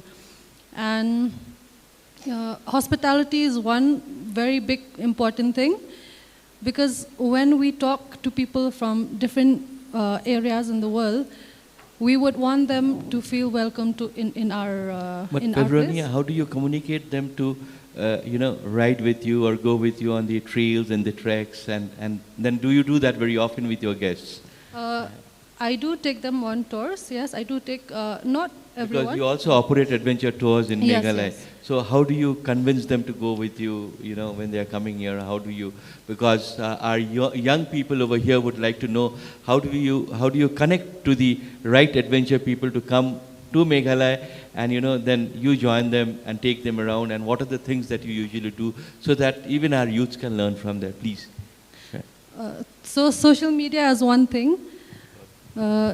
Social media is one thing that we can connect with them. So if they come forward and they tell us that they would want to go for an adventure tour, we first of all, yes, we do ask them what kind of things that they would like to do, and we do our best to take them to places where they would feel happy or satisfied with their stay here. And Yes, that is wonderful actually. So, all of you are on social media, and whatever you do every day may be very common for all of you. All of you may be thinking that I walk from place A to place B to go to my institution for studying. I eat this kind of food. I go to the small lanes and have local food in this manner. So this may be very common for you. But as you heard from the previous speakers, in the previous panelists who are there, they were talking about the food adventure also. So try and put as much of, Meghalaya into your social media, because that connects to the rest of the world with Meghalaya, which is extremely important when we do that. So how do we do that? Is use social media as a tool and start getting yourself recognized that this is what we have local and which could be part of adventure. And while we talk about adventure, the Adventure Tour Operators Association of India, as I told you, we have our local chairman, Mr. Okin Tayang, who is from Arunachal Pradesh, who practices a complete different kind of adventure. World War II, aeroplane wrecks which were there, planes which were wrecked, to go and find out those wreck sites, was something that he started adventure with. He is presently the chairman of ATOI Northeast, and we have the co-chair, Mr. Gerald, who is there with us. I would want to ask him more on the policies. What policies should be there for Meghalaya in the context of Northeast when we are talking about, adventure tours and the practice of adventure tours, and how more and more youths and institutions can be added to that. Please, Mr. Gerald, if you can put some light onto that. Thank you for that question. So, from ATOI is an association that comes up with the guidelines for various land-based, air-based, and water-based activities. So, in terms of Northeast, we see that we have various mountains, various types of topography. So, particularly in Meghalaya, as the co-chair, we have had several meetings, and we are on a situation where we're still drafting the guidelines for caving. Like Sir mentioned earlier, basically we need to have policies first before doing anything. So in my opinion also, like we took a step in drafting these guidelines, and right now it is still under a draft mode. And as of the other activity we also have canyoning, which is a very popular activities in the European region. And this is an activity where you have to go downstream a river, you have to use various technical skills, various technical equipments and stuff. So this also is under the process of drafting. And as you mentioned earlier about the Institute for Caving, we recently launched the Duya Trailblazers Adventure Training Academy in Sorankham, where our prime aim is to teach people on caving and canyoning. And we haven't yet opened these two trades of training because policies are not there. So once the policies have been framed, once the guidelines, the SOPs are in place, then we will get a few guides who will be getting certified to become instructors, and they will come back to train our local youths. Our aim is also to bring the local the local youths who are unemployed in various regions of East Jantia Hills, Garo Hills, to take up caving in a responsible and sustainable manner after training. Because we've seen that there's a lot of mining activities in these regions. So we want to convert that into something sustainable and something that people would, in the same time, earn livelihood. Just like I used to always say this, like we can scale heights of various mountain peaks, but we can also scale depths of our subterranean world and explore better. So I think so. Yeah, we're on the right track. Thank you very much, Gerald, for your very precise input. It's like the chicken and the egg situation. Do we have the policy first or the institution first? I would say we have both parallelly. Let both of them run parallelly so that, we can work on both the sides, as and when the government keeps on with the policy, they carry on, because you will be the people who would be giving them the policy inputs. But at the same time, also create training to tell them that, if you have a policy, then here are the people who can implement it, which is also very important. And thank you for starting the institution, which is very important. And, all of you on this panel could obviously be a major resource for the institution. Before I go to my very old friend, Mr. Blah, we have a common friend who has just joined us, Mr. Shillong Dehradun. He is known for his adventure sharing. If you could just stand up and say hello to everyone. Mr. Shillong Dehradun, if you can just say hello to everyone in the house. That's Mr. Shillong Dehradun. He is one of the forerunners of adventure. He started as the secretary of the Youth Hostel Association in Arunachal Pradesh and ran the first treks in the Eastern Himalayas. Thank you, Shillong Dehradun, for joining all of us over here. So before we go into the details, we know Mr. Blah, who started, with a guest house when nobody thought, something locally could be owned, and he started with that as an entrepreneur, and it is his second generation who is into tourism. So how has he seen tourism going through, and how important it could be for this whole house of youth who is sitting and listening to you? What are the opportunities for them? That is a very important thing, because if we want the youths, these are our futures for tourism. So if we want them to be in the state and, and be entrepreneurs, be practitioners, be employed, what should be the way out they should look forward to? Please, Mr. Blah, if you can give some inputs. Before we start with tourism in Meghalaya, I've seen when we are young, people go for hikings. People go for small, short treks, and they go all over the place. So that is what we saw. And then we never thought that these things are related to tourism, because we don't see that much tourists coming to the state. But lately, after maybe the last 10, 15 years, we've seen a lot of tourists started coming to Meghalaya. And the tourists that came to Meghalaya means they come for nature. They are nature-based tourists. They come to see the beauty of Meghalaya, because they have heard about the Cherrapunji rain, the Sora rain now we call, and then they've seen the big waterfalls, and then the natural beauty of the state. So they come here. But seeing this, then the thought came, why not adventure? So that is what now slowly, the adventure started being introduced in the state, and now we have various adventure activities. And we are proud to say that Meghalaya today is one state in Northeast, maybe in the country, which has a big brand of extreme adventure. Now we have bungee jumping, 200 feet bungee jumping. Now we have rappelling is coming up now with Nokkalikai Falls. People see the Nokkalikai Falls, but they don't know how the height of the Nokkalikai Falls. But true rappelling is coming up. That is 180 meters. Again, Killang Rock, the famous Killang Rock. There is going to be again rappelling there. That is 130 meters. Then you have the Kinram Falls. That is quite a steep thing. When you go to Sora, when people go to see what you call this Thangkarang Park, they go for sightseeing that side. They see that Kinram Falls, and that is the rappelling will be 305 meters. So these are the depths of the waterfalls, and making use not only to see the waterfalls, but to feel and experience the depth of the waterfalls. These are the things which we see today as extreme adventure. And again, we have the other softer part where people still, like people maybe our age, we still want to go short treks. There are hard treks, there are soft treks. Then today now we have seen that people going for the treks also. They are not like those days, our days, where they just go and just simply move around. Now they have equipments for the treks. They have the trekking sticks, the various trekking sticks. The people started knowing about the use of all these adventure equipments. They started learning. So what happened is that today the youth can take advantage of all this development in adventure in the state of Meghalaya. And I feel that, when we talk of adventure, always we think with those days, we think of people from overseas. When we talk about adventure in India, also we think of people advancing because we've seen Europeans doing them.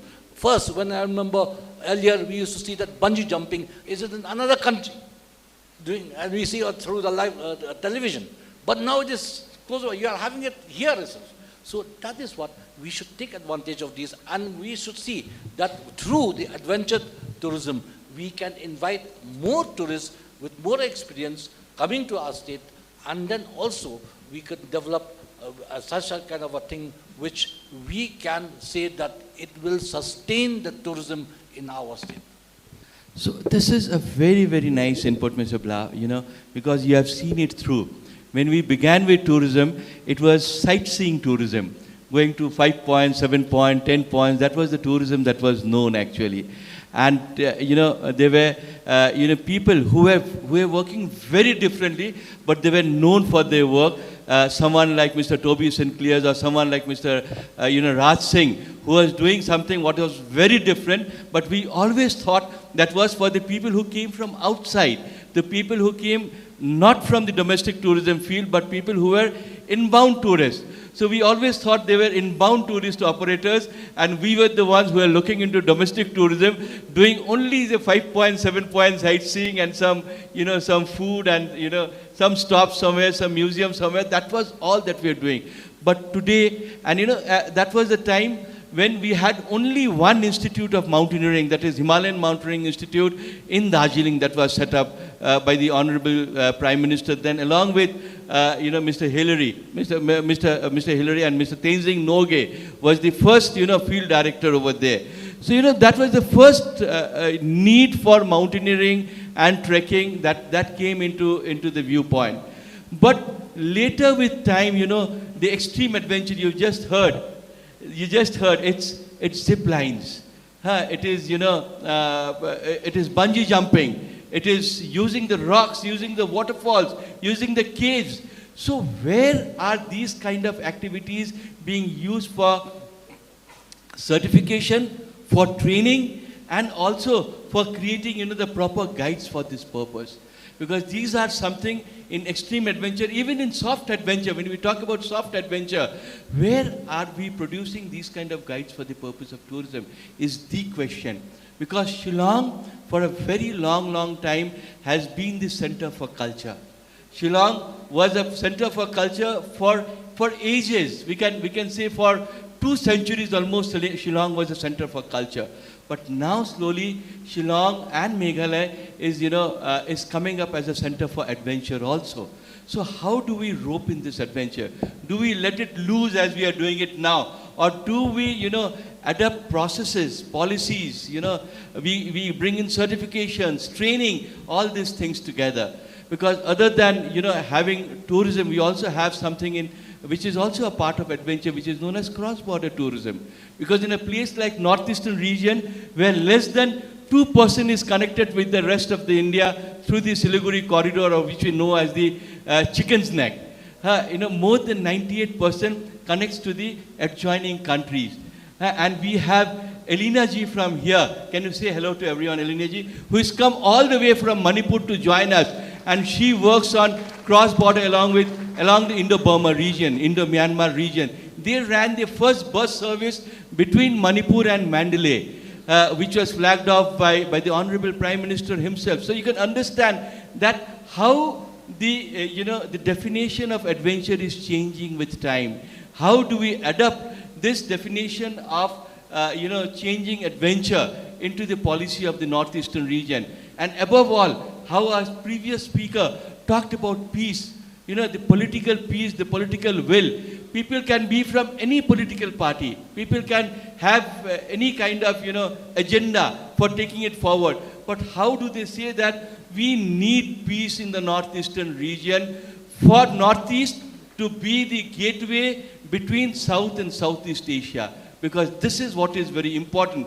On both the sides, if you see, South Asia and Southeast Asia, you look at Bhutan, they take a sustainable, sustainable development fees of $100 per day per head. Only fees, not the money for giving services. You have Myanmar in Southeast Asia on the other side. where a tour costs minimum $300 per day per head for the experiences that they give. Whereas we in between in the Northeast, which is supposed to be a passage between the two, we are happy with $10 a day per head. Is this that we are looking forward to? Or are we looking forward to some more things? So before we end, I would request the panel, experts over here who should at least give some message from the Northeast to the rest of the world, which is very important, that what is our message to the rest of the world? When we are inviting the rest of the world, can we say, yes, in the northeastern region, especially in Meghalaya, we fight for peace, we will have peace. There are somebody who says, we will welcome tourists with open heart. We will, bring in the national and international experts to create a certification and training. What is it that we are wanting the globe to connect us with in this northeast part of India, especially Shillong being the think tank of northeastern India? Could you please start with you, please? So since I'm from the environmental science background, I have a say from the cleanliness point of view. For us here, for the people from outside, when you go anywhere, leave nothing but your foot trails. Thank you. That's wonderful. So Mr. Blah, if you can just put on a word to the global, because through our channels, you are globally on the Twitter and on the other social media. So what would be your message from the northeastern region, especially as a think tank, from Shillong? What would you send to the rest of the world, please?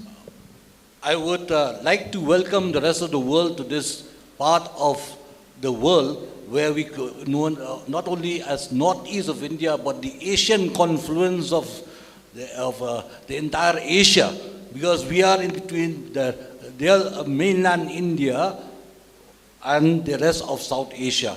We are here to cater to the entire world with tourist footfall growing day by day. So that is so wonderful.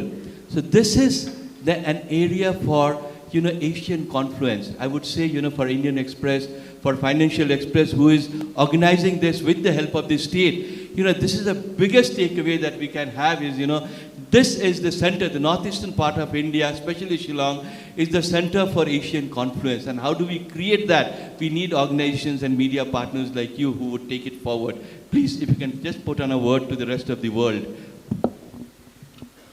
So one message that I would like to say is, please come and experience our culture. We have a very rich culture, and we would like to share it with the rest of the world. And not only do we want to share, but we would also like to learn about the other cultures of the world. Thank you. So this is a very wonderful message, of cultural exchange. We want the northeastern region to be the center, the core of cultural exchange for the world over here, which is very important to understand. And Gerald, if you can hear from you a message to the world from here.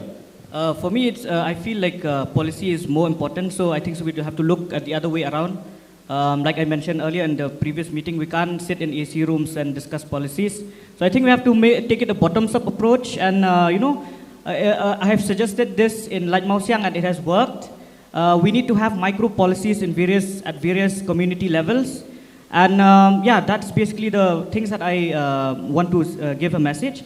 And because there are so many youths here, I would like to take this opportunity that we have free trainings for various adventure guide trade, various tour guide trade, and it's supported by the MSSDS. And also, if you go to Prime Hub, there will be various schemes on adventure. So I think so it's not launched yet, but sooner they will launch. So I would encourage every youth here to take these opportunities that the government is giving. Thank you. This is such a wonderful thing, because until and unless we do not have policies, it is not going to work. And you could hear him, how Gerald, how experienced he is, that why can't we have micro-level policies? We work on the micro level, community level policies, and then we take it to the state level and then to the national level. I think that is the way how it should go, from the micro level to the state, to the region, and then to the national level. This is how we need to work in the policies. We have, experts who are over here, who have come here for the ATM. and we have students like you who could actually contribute on how are we looking at it. So when you are on the tweet or on the social media on this trend that is carrying on, please give your inputs over there. It is very important. I know a lot of you, you could certainly give some inputs over here. We would love to listen to your inputs. But if you are still shy and cannot give your inputs, you need some more space to think about. You should put it into the social media when you take it forward. But before we end, I would open the house for some questions to our experts who are sitting on the panel, to our experts to ask from the panel, because this is a complete local panel that you have, and they are experts over here, and also to the students over here who would like to ask something. Please, can we take the mic around? Can we have your hands up for the questions? Any of you? Yes. Please, can you have the mic over here in front? Please introduce yourselves and then with a question. Over here in front.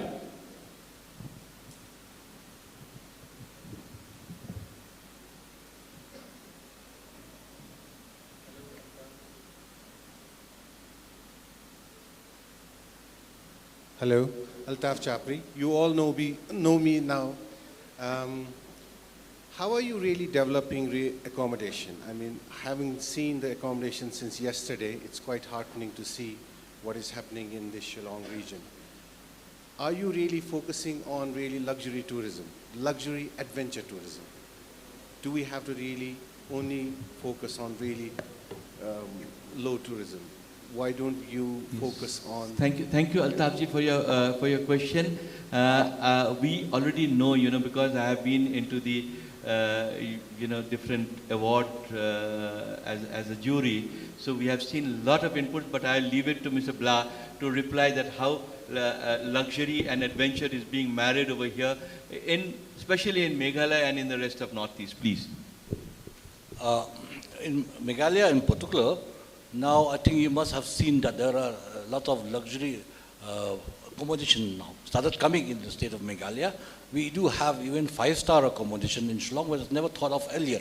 So now what we do is that in Meghalaya, we're trying to encourage people, when they come up with good properties, to go for classifications of their property. Because once they go for classifications of their property, definitely they have to follow the norms of 2018 of the Ministry of Tourism, how to prepare yourself with for the classification. So that is what one thing is that we're trying to push, and we're trying to encourage people to go for classification so that you can improve your facilities in your accommodation. And regarding other things, because if you're talking about as far as adventure is concerned, so I think even tented accommodation, luxury tents are glamping, so encouraged, and they have started coming up in certain areas in Sora and other parts of Meghalaya. So these are the things which we are trying to encourage, and I feel over the years things have started to improve, and we hope that in the next few years you will have lots of luxury items, accommodation, and not only luxury means those are really fit for people, for travelers who are looking for better accommodation. Sorry to interrupt. I mean sustainable luxury. Altafji, just let me put in over here precisely that, previously whenever we talked about adventure, it was only about the basics. It was never beyond that. But just to update you, we have started having some of the very good accommodation done by locals and done by groups from outside also in the very remote areas. That is one. Secondly, I know of a very close friend of mine, Mr. Dennis, who was adventurous enough in those days to start with 6 rooms at Cherrapunji Holiday Resort. He has recently added, a lot of more rooms of what you would classify as a luxury category. And of course, because here the people are very sensitive about the environment that they have, they make sure that, they use that sensitivity in a local style to take forward sustainability. So we already have local sustainability which is built in all the society, be it the Garo society, the Khasi society, the Jaintia society, all the societies in their practice of life, they already have sustainability that is built in. All that we are doing is adapting their lifestyles and systems into the sustainability that we have. While you are going back, you could check with Raikinzai at the Umiam Lake, just beside Umiam Lake. From architecture to food, they have tried to bring in sustainability. So, you know, it is being practiced, not that we haven't been able to take it to the world as you have done, but I would request that, you know, as one of the premier marketing organizations representing Kashmir to Kerala, also take Northeast to the rest of the world. This would be my request personally on behalf of all of us in the Northeast, Altafji. Thank you. Thank you very much. The other thing is really the transport system in Northern East. So this is another thing we are having massive challenges when we go for marketing. The transport system here is not really, you know, properly done. You don't have a proper vehicles. The drivers are not trained.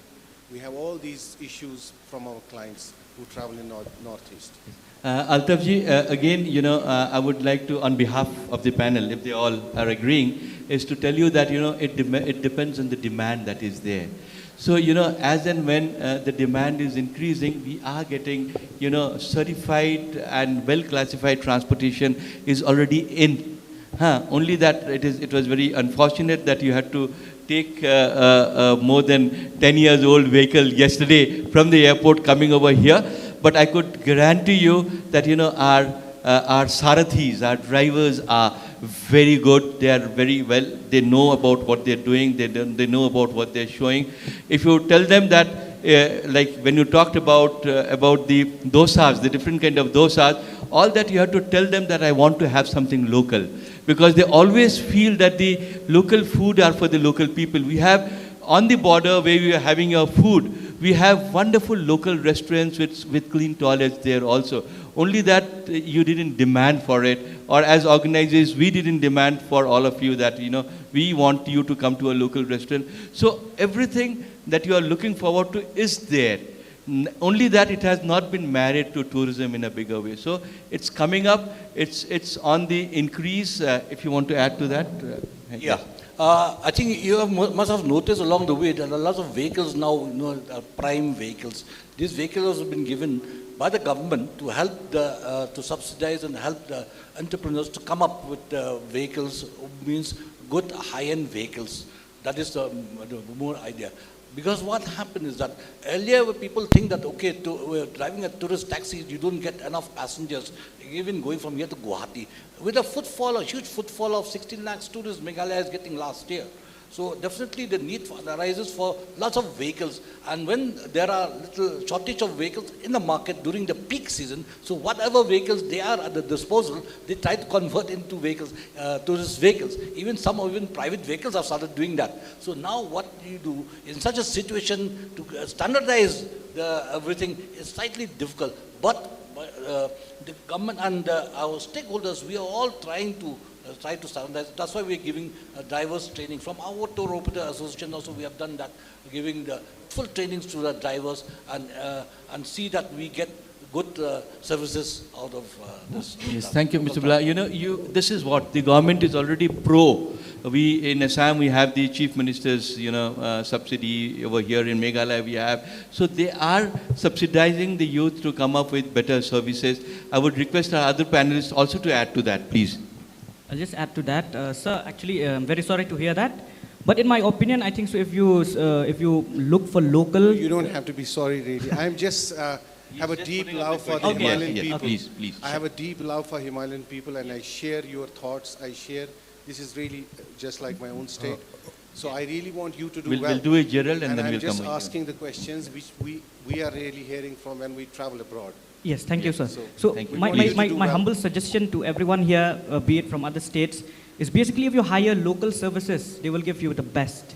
So that is my suggestion. Please, if you can add. Mr. Chapri, when you ask that question, I just want to ask you back a question. What is your expectations when you give us the questions? Well, the expectation is really I want you to do well. I have a deep love for this. I mean, like, it would be nicer if you give them points. What are the inputs that you can give to us? And for that, you have to really invest in really good transport system, really good sustainable luxury development, like hotels, intimate small hotels, which really have something from the Northeast, not really making people stay in these concrete blocks. most of the time I'm not able to sleep in concrete block. So, we have to really do like Bhutan. I mean, we have to learn from them. We have to send our people how they really operate, how they do things so well. So Northeast has much better potential than they have. So thank you very much, Altaf ji. Actually, I'll tell you the change. If you had come here, 25 or 30 years ago, when people came to Calcutta. I'm just 20 years old, so I couldn't have come here. Calcutta, so about Kolkata or Calcutta and Shillong, it used to be the yellow ambassador taxis in Calcutta, and it used to be the picture of the yellow jeeps in Shillong. That was all that we had. But today, things have changed. It was from 20 years to now, it has changed such a lot, and it is slowly coming up. I'm very sure your suggestion is so well taken. We will look forward to sustainable luxury as one of the core strengths for Meghalaya and the rest of the Northeast, because you have the leaders in this panel who will take it forward. Thank you, Altaf ji. Thank you. Thank you. Anyone else for any questions, please? Sir? Please. Just give your name, to which institution do you belong to, and what is the question, to whom it is targeted. Please. My name is Dennis Crispin Marbanyang. I'm from ICFA University. I study in ICFA University. The question is, in what ways can village communities in Meghalaya and adventure tourism can help to reduce waste and make sure everyone benefit equally? Once more, please. A little clearly for the panelists. In what way can village community in Meghalaya and adventure tourism help to reduce waste and to make sure everyone benefit equally? So basically, in adventure tourism, it's a niche activity. So if you look at caving, just an example that I will give you. Whenever we take people inside caves, what we do is we carry our own waste back. So I feel if we adopt this similar practice for trekking, for camping, and for other adventure spots, it will definitely help reduce waste. And as a community, like I mentioned earlier, if you want to promote any kind of tourism, you should have a micro policy at your level, at your village level, so that the Dorpar Shillong plays a lot of importance in our state. So if you replicate what I'm saying and you put it into practice, then you will achieve that. Thank you. Actually, Jared said most of the thing, but yeah, micro policy, it is needed. So I'll just give you an example from my caving expedition before the COVID, on the same year that it happened in Nagaland. So what they did there is that each community have their own way on how to conserve and protect their caves. Because each of these caves, most of them belong to a clan or they belong to an individual, where they use the cave as a resources, maybe water resources, or they use these caves as a burial site. So both of these two are caves, but one is a burial site, one is they use it as a natural resources where they draw water or they eat bats, I can say. So, but the thing is that the policy is never the same for the two. They adopt different policy. So the clan have a say. So like for us here at Meghalaya, we are blessed with caves, thousands of caves. So like what Gerald said, I think I urge to the tourism department to push the community to come up with their own way. Nobody knows better about sustainability than the local community. Sustainability just come up in 1987 in the Brundtland report. So it's just a definition given by someone, but it has been practiced by the tribal people since time immemorial. It's just that it's not written in paper. So I think micro policy is very much needed. Thank you very much. So you heard two very learned people. I'll just add to that. You think about a village. As a youth, you must be going to different villages in Meghalaya, and you look at the market over there. How many packed food do you see there? It's all wrapped in in leaves, and people carry it in bamboo, in baskets, and everything. So in the previous session, our speakers had already talked about it. That how do we make tourists to be felt more local? So, we never had our villages with shops. So there were no things to be carried or no packets to be coming over there. Not a 1 rupee shampoo packet or not even a 10 rupees, mustard oil packet. So these were not there. So there was no waste. So naturally, the life of the people, as you just heard, within the different clans were governed by a no-waste policy. Only that when tourists are coming, let us implement that no-waste policy which is available there locally, instead of reinventing one and saying that we need to recycle and reuse. It is only that we need to realize that it is there in our society. So realization is the main thing that we need to take forward when you're doing tourism. Any more questions? The last question we can take, please, from any of you. Yes, over here on the right. This could be the last question, please. Can you have the mic here? Please name yourself, your institution, and your question, please.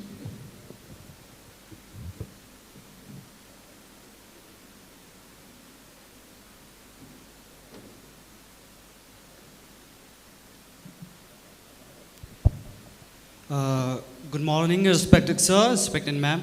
My name is Gikhabani and I am studying in Northeastern Hills University. So I have two questions to ask in short. So respected sir in Shillong, if unexplored places become a tourist caving spot, in what ways could the local community benefit from it? And the second question is, if there are no caving institutions in the area, how can we still make sure that the community gains something from it, from caving tourism? Can you repeat the first question, please? If unexplored places become a tourist caving spot, in what ways could the local community benefit from it? The obvious one, yes, financially. But apart from that, exposure in terms, if you talk about caving, I'll tell from the expedition perspective. When we go caving, we explore places, or when we see new caves, the first thing that you do is not that you go caving. You learn about the place, you learn about their heritage, you learn about their culture. So that is how the community are benefiting from us when we go to that place. We get to tell stories to the people that we meet along the way and on our way back home. So that is the first way of exposure that they get. Secondly, we always hire local people. I'm not talking from the tourism point of view. Gerald, that is his field, but from the expedition point of view, because we do 1 month expeditions, hardcore expeditions, not a luxury one though, but we always hire local people, buy local food, use all the local resources, and pay to the local people, and there's no middleman when we do any kind of a deal. And at the end of the day, these people, they get something in return. Maybe we publish in the form of a journal, we publish in the form of a magazine. Like recently, we have 2 people from Meghalaya, Gregory, Warjari, and Sengai from Garo Hills.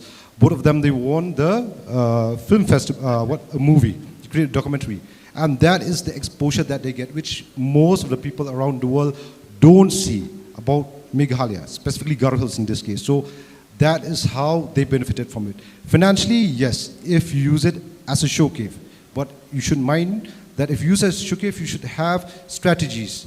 What are you showing it for? Whether it's for the heritage, whether it's for geology. Because when we talk about cave, it encompasses all subjects, from literature to everything. So it depends on what you want.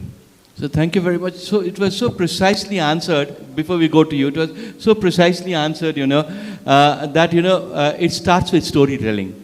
Because every community, every person locally has storytelling.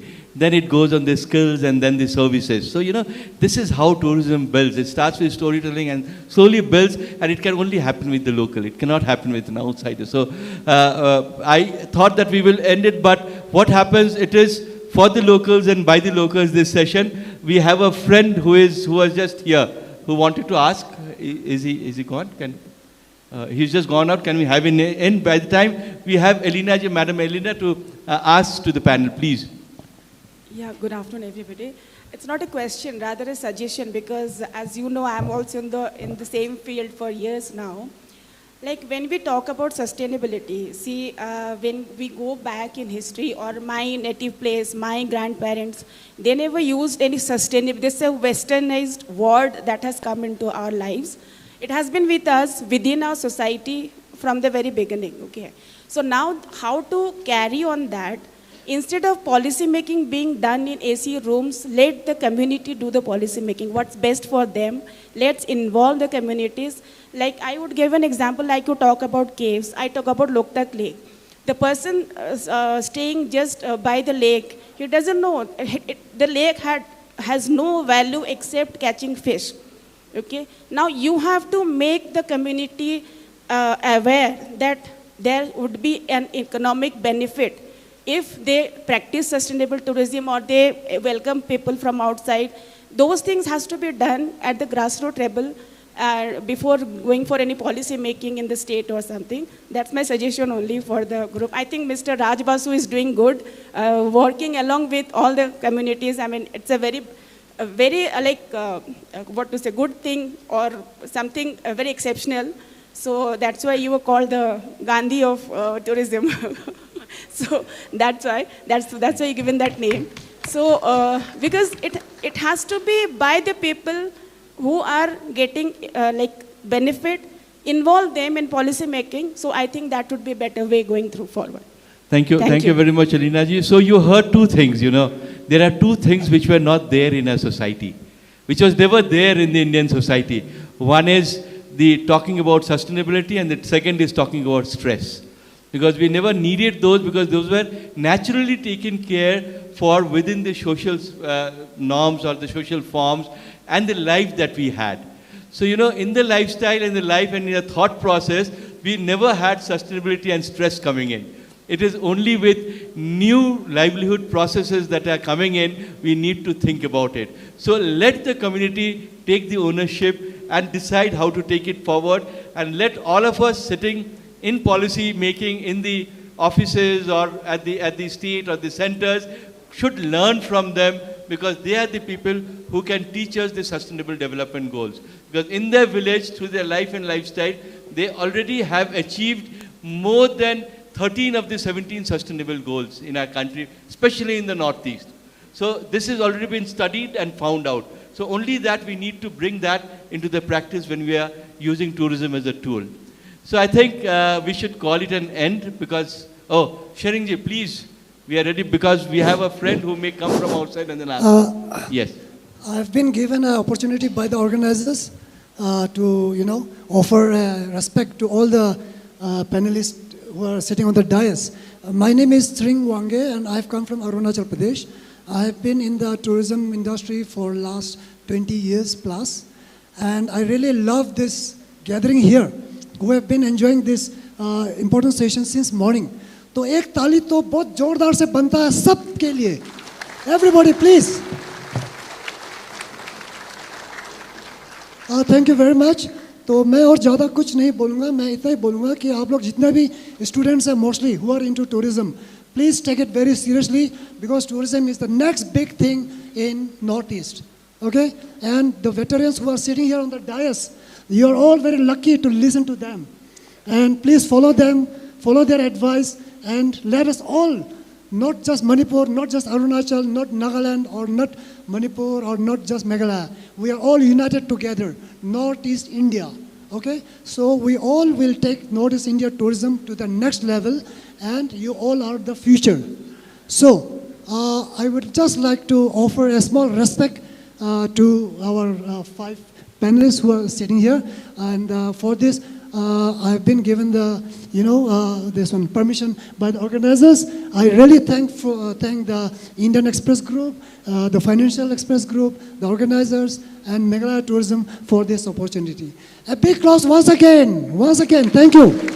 Thank you very much, Sharing Wangeji. It is really an honor of you coming all the way from Arunachal and joining us. As before we end, let me tell you, it is ATM, anytime money. So nature over here is your bank, and your skills are your currency. Let's carry forward with that. Thank you.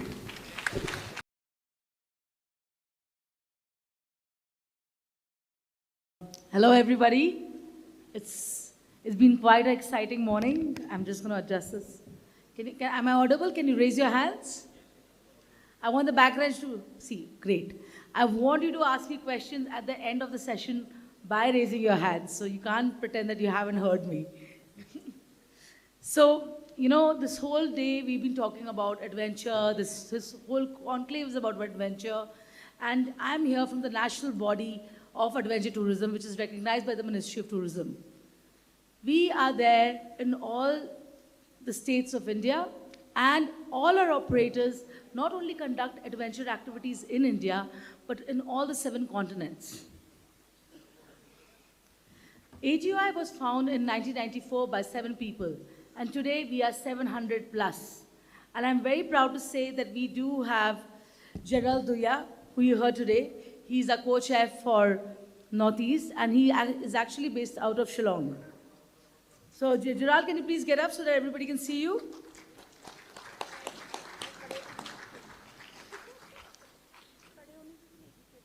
It's great to make associations, it's great to do, get people together from the same field, but ATUI is very different.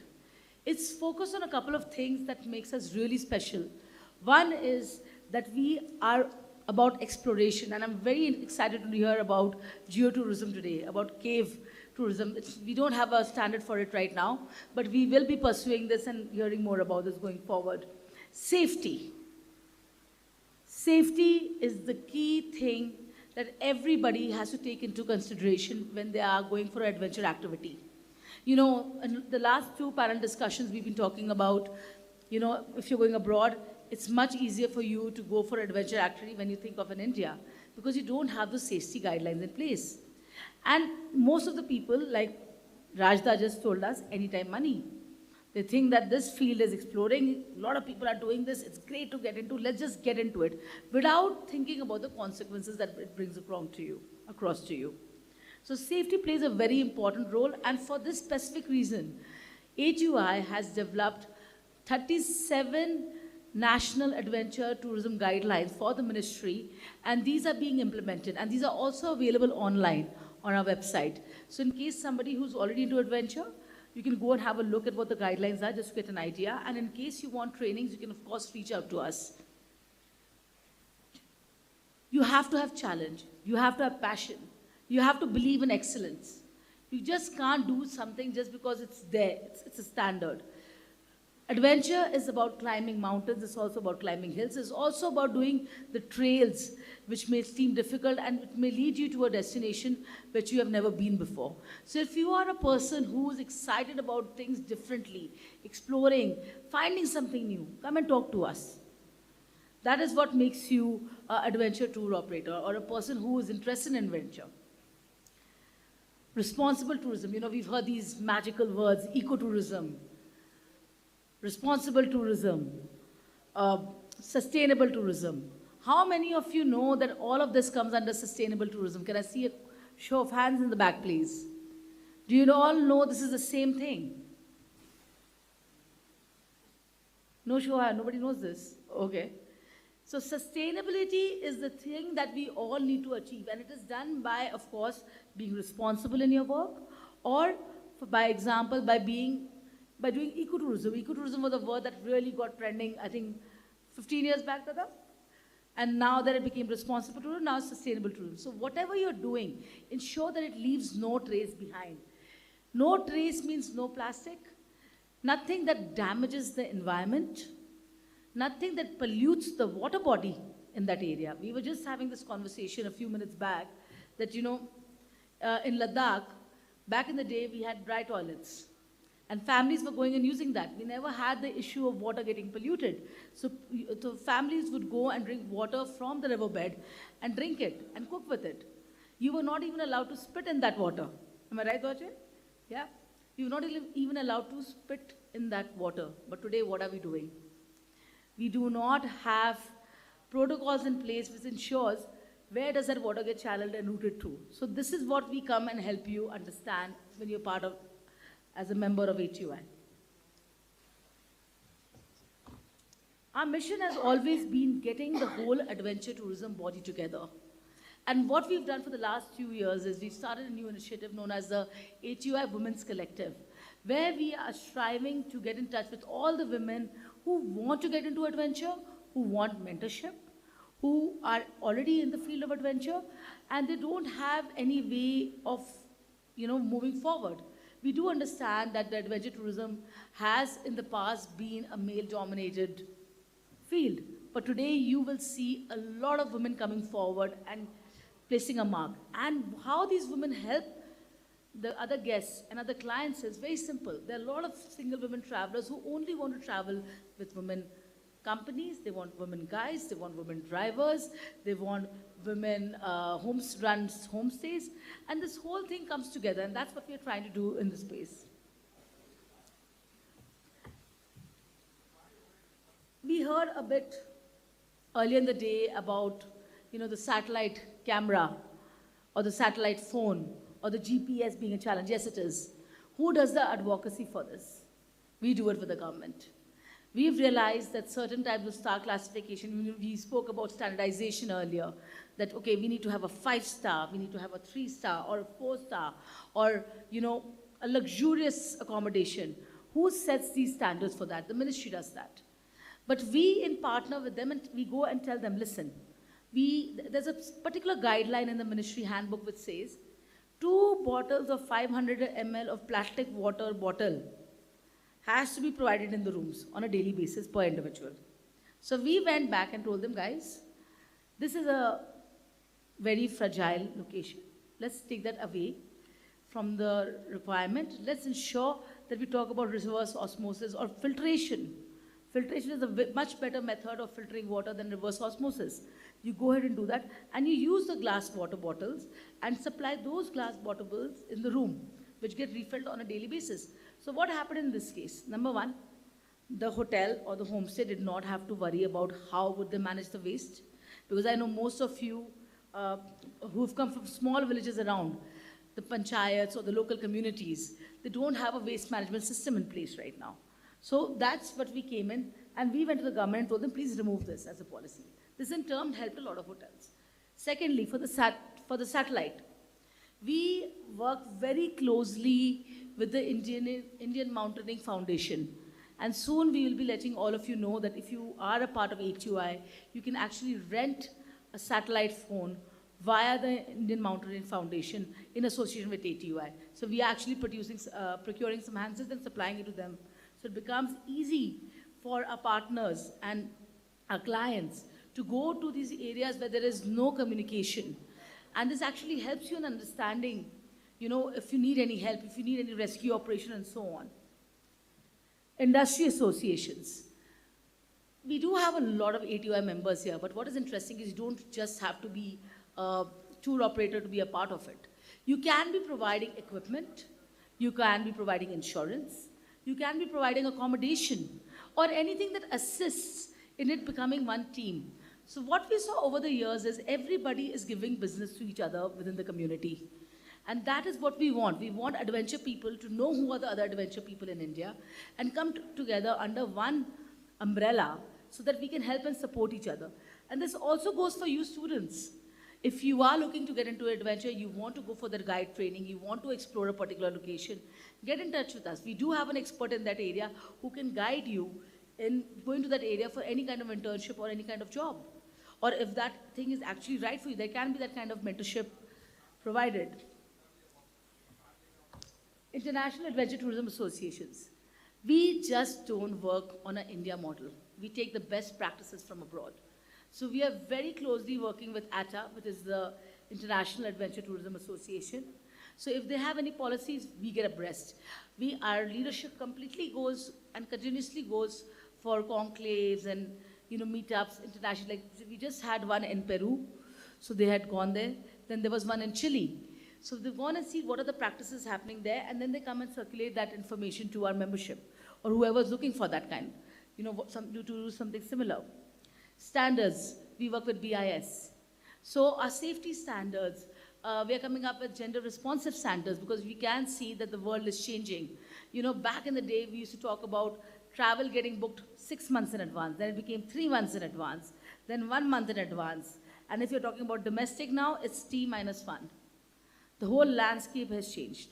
So when you're coming to that, we're talking about standard organizations coming and telling us what are the protocols that have to be put into play and is this nationally accepted or not. Working with the local communities. This is one of our biggest fortes As being a part of the adventure community, you cannot do any adventure activity without involving the local community because they are the experts in that area.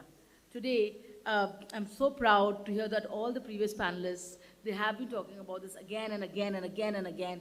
And I think this is something that you should take back and talk to your families, your friends, and let them know that if you're building a product, you have the technical know-how, you know how the environment is, you know how to, how to help in case of an emergency, who to contact. These are the information you have. An outsider doesn't have that. So it's very important that you upgrade yourself and get that kind of certification for yourself. Private stakeholders, of course, could be all the people who are involved, all the hoteliers and so on. So what are the key initiatives that we have recently done? Most of the operators, since we are spread all over the country, people from South India, from Gujarat, from Central India, they have never ventured to Tawang, to Arunachal. They had a complete mind block for it. So what we did in the last convention was we got approximately 300 plus operators who were interested in adventure. We took them for a whole journey from Guwahati to Tawang, stopping midway, showing what are the different sites. And now that area is going to get promotion in the next 2 or 3 years.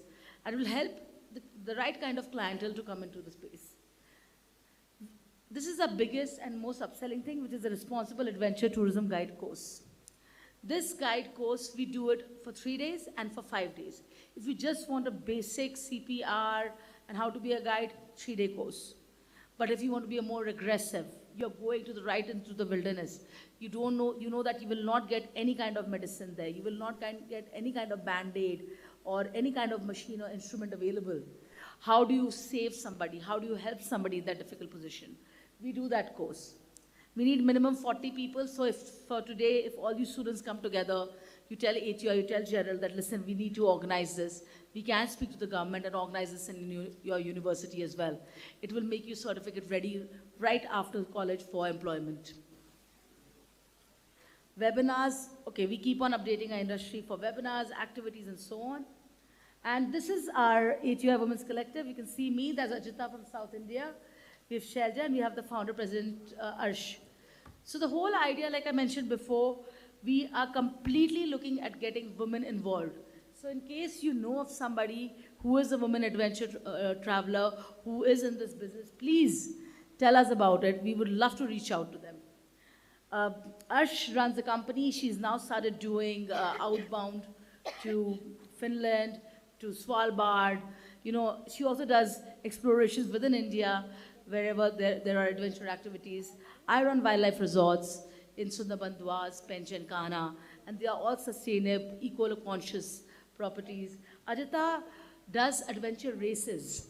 So I don't know if many of you know here, you do adventure races where you go to a mountain, you drive, you hike, you cycle. She does those, and she also trains you on ground. So she's an expert on the sound. Simran leads international tours to adventure locations. Devika is a media partner, and she ensures that whatever the good work we are doing, it reaches out to the whole adventure community and to the travel trade community. Sejal, she's based out of Gujarat. She's actually involved in building climbing walls. And if you know Statue of Unity, how many of you know about Statue of Unity? Okay, only one hand. It's the largest statue now. Okay, 4, 5, 6. Okay, read about Statue of Unity. So whatever the adventure activities are being done in the Statue of Unity, our team went there and gave them the local know-how, how to go about it, how to build it, what are the safety protocols required, and how they should develop it. And then, of course, we have Guneet, one of the brilliant explorers. She treks to all the unknown places, all the unknown peaks. She's actually been quite responsible in finding some new trekking routes. So that's what we're looking for, people who are really, really excited. What we also did was, we realized that just because we don't talk about it, people don't know about it. Gender sensitization has been a very big issue when we are promoting travel. You may notice there's a news about this girl got raped, this girl got kidnapped, this girl got touched in an inappropriate manner. Because people are not aware about it, they're not talking about it. So we did an online webinar where we got two experts and we actually spoke about what are the right do's and don'ts. How do you handle women guests? It's quite different compared to men travelers. There are certain more requirements that you have to cater to, and that's where we again come in. And then we did something more interesting. We all know about ChatGPT. Is ChatGPT replacing us? No, it's not. It's not replacing you. It just tells you that today you need to be proficient in using AI.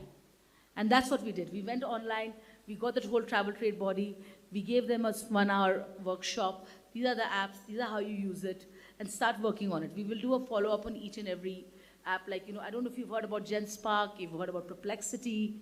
Has anybody heard about that? Okay, one hand. Anybody in the back? Nobody's heard about GenSpark, raise your hand. Okay.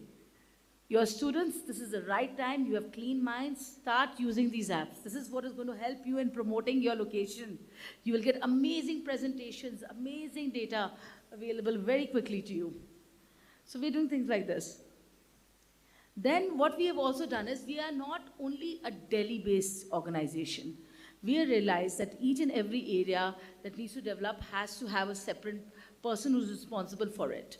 So in the north we have Paras, then we've got Arvind, who is a brilliant rafter. He's actually gone for quite a few rescue missions. If you've ever heard about the Kerala floods happening, you've heard about the Bangalore floods, these were the guys who went there for the rescue missions. Then you have Milind from Western India, you have Yog, who's based out of Madhya Pradesh, you have Amit Periwal, who's based out of Siliguri, you have Saikat, who's based out of Darjeeling, and then we have our very own Okin Tayang, who's based out of Arunachal, Gerald from Shillong, and then we have, so you can see we already have a separate Northeast chapter because we realize that this is an important location to promote. And in South, we have Shekhar Babu and Shrikant. Now, Shekhar Babu was actually responsible in training the first and the youngest girl to ever climb the Mount Everest. I don't know how many of you are aware, there's a whole movie made on her. So this is what the people in the committee are doing. They're building and bringing forth change.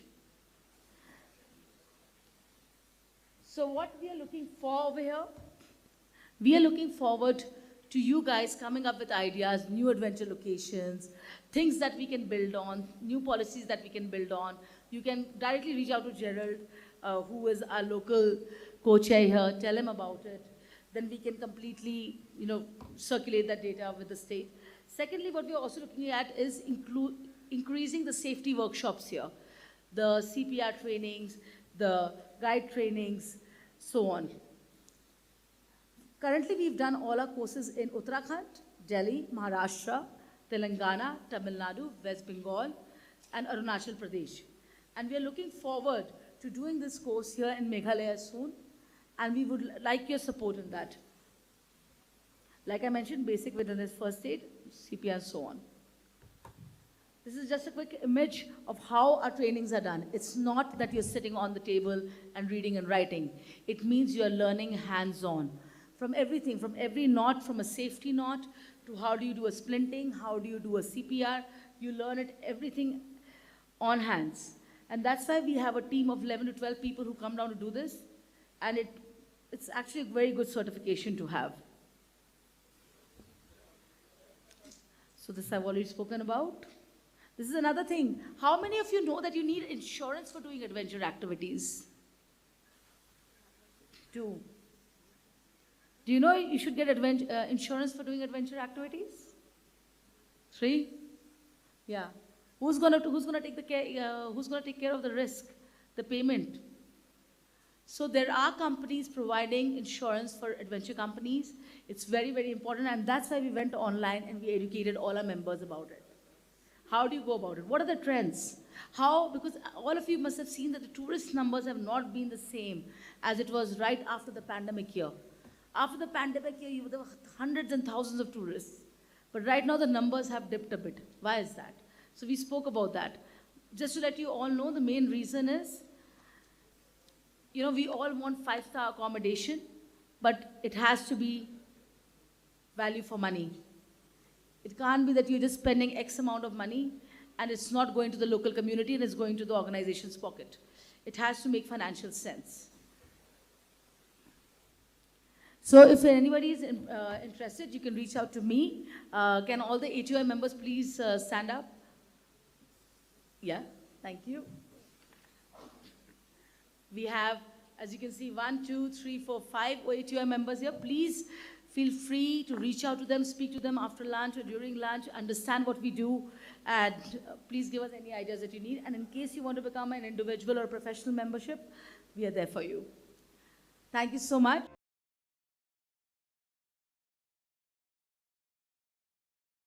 Good afternoon, friends. A very warm welcome to all of you, and thank you so much for joining us this afternoon.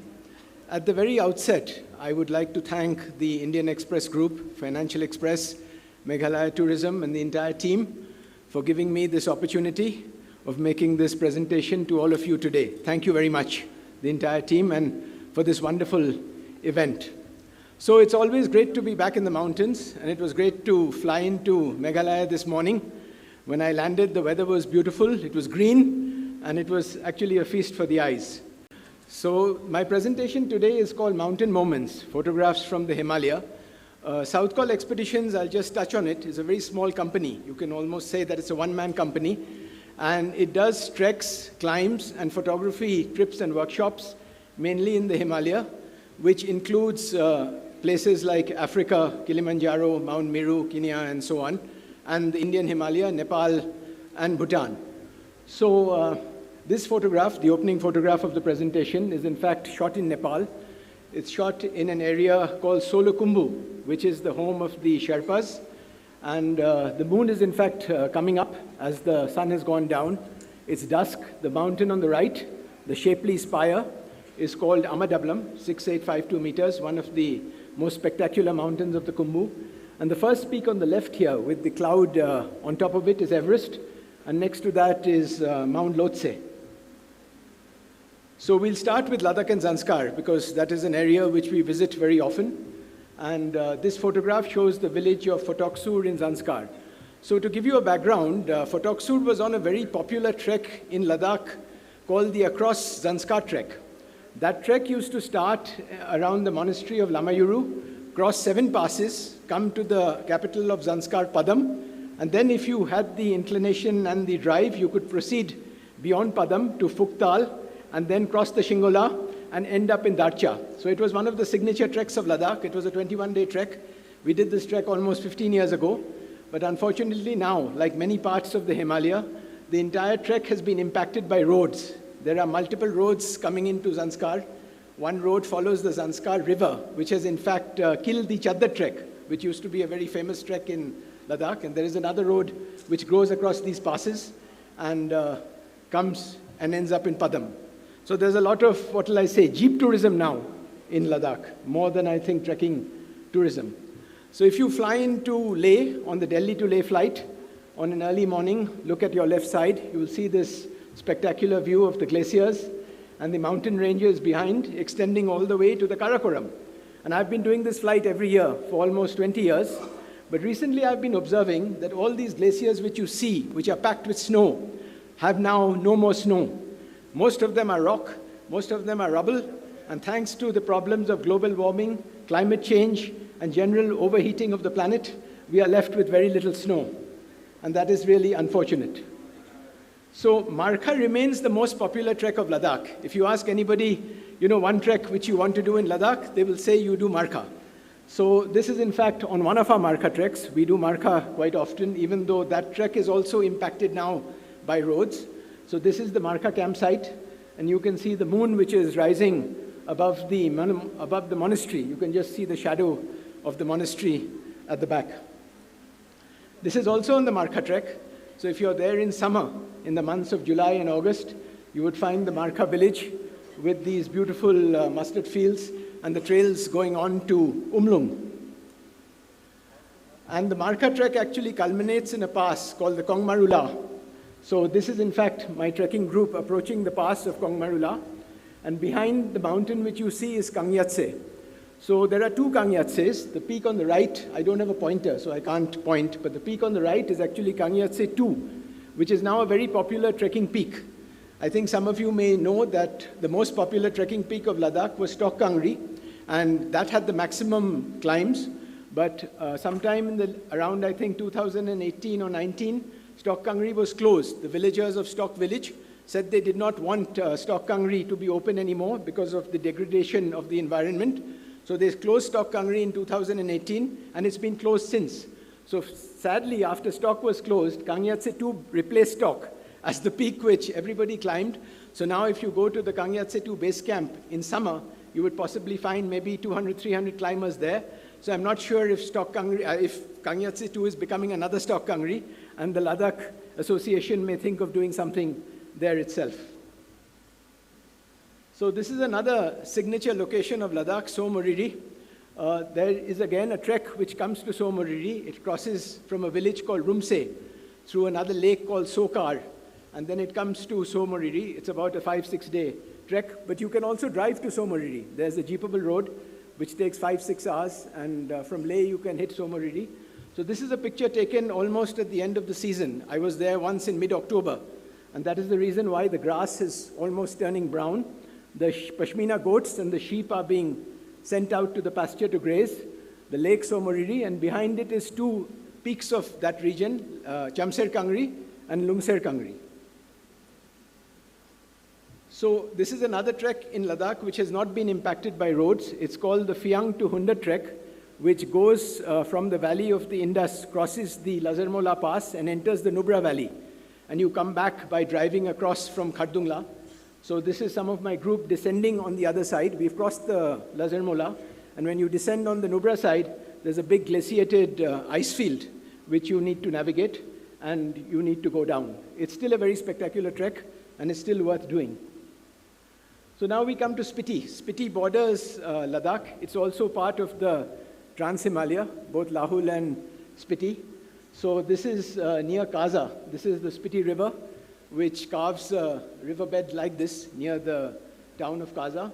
And there are some yaks and sheep which are grazing at the bottom next to the river. So Spiti also had a trek which was known as the Spiti Left Bank Trek, which went from the village of Langza, which is above Kaza, at about 13,000 feet. It traveled through Komik, the village of Komik. Komik is famous because it has the highest post office.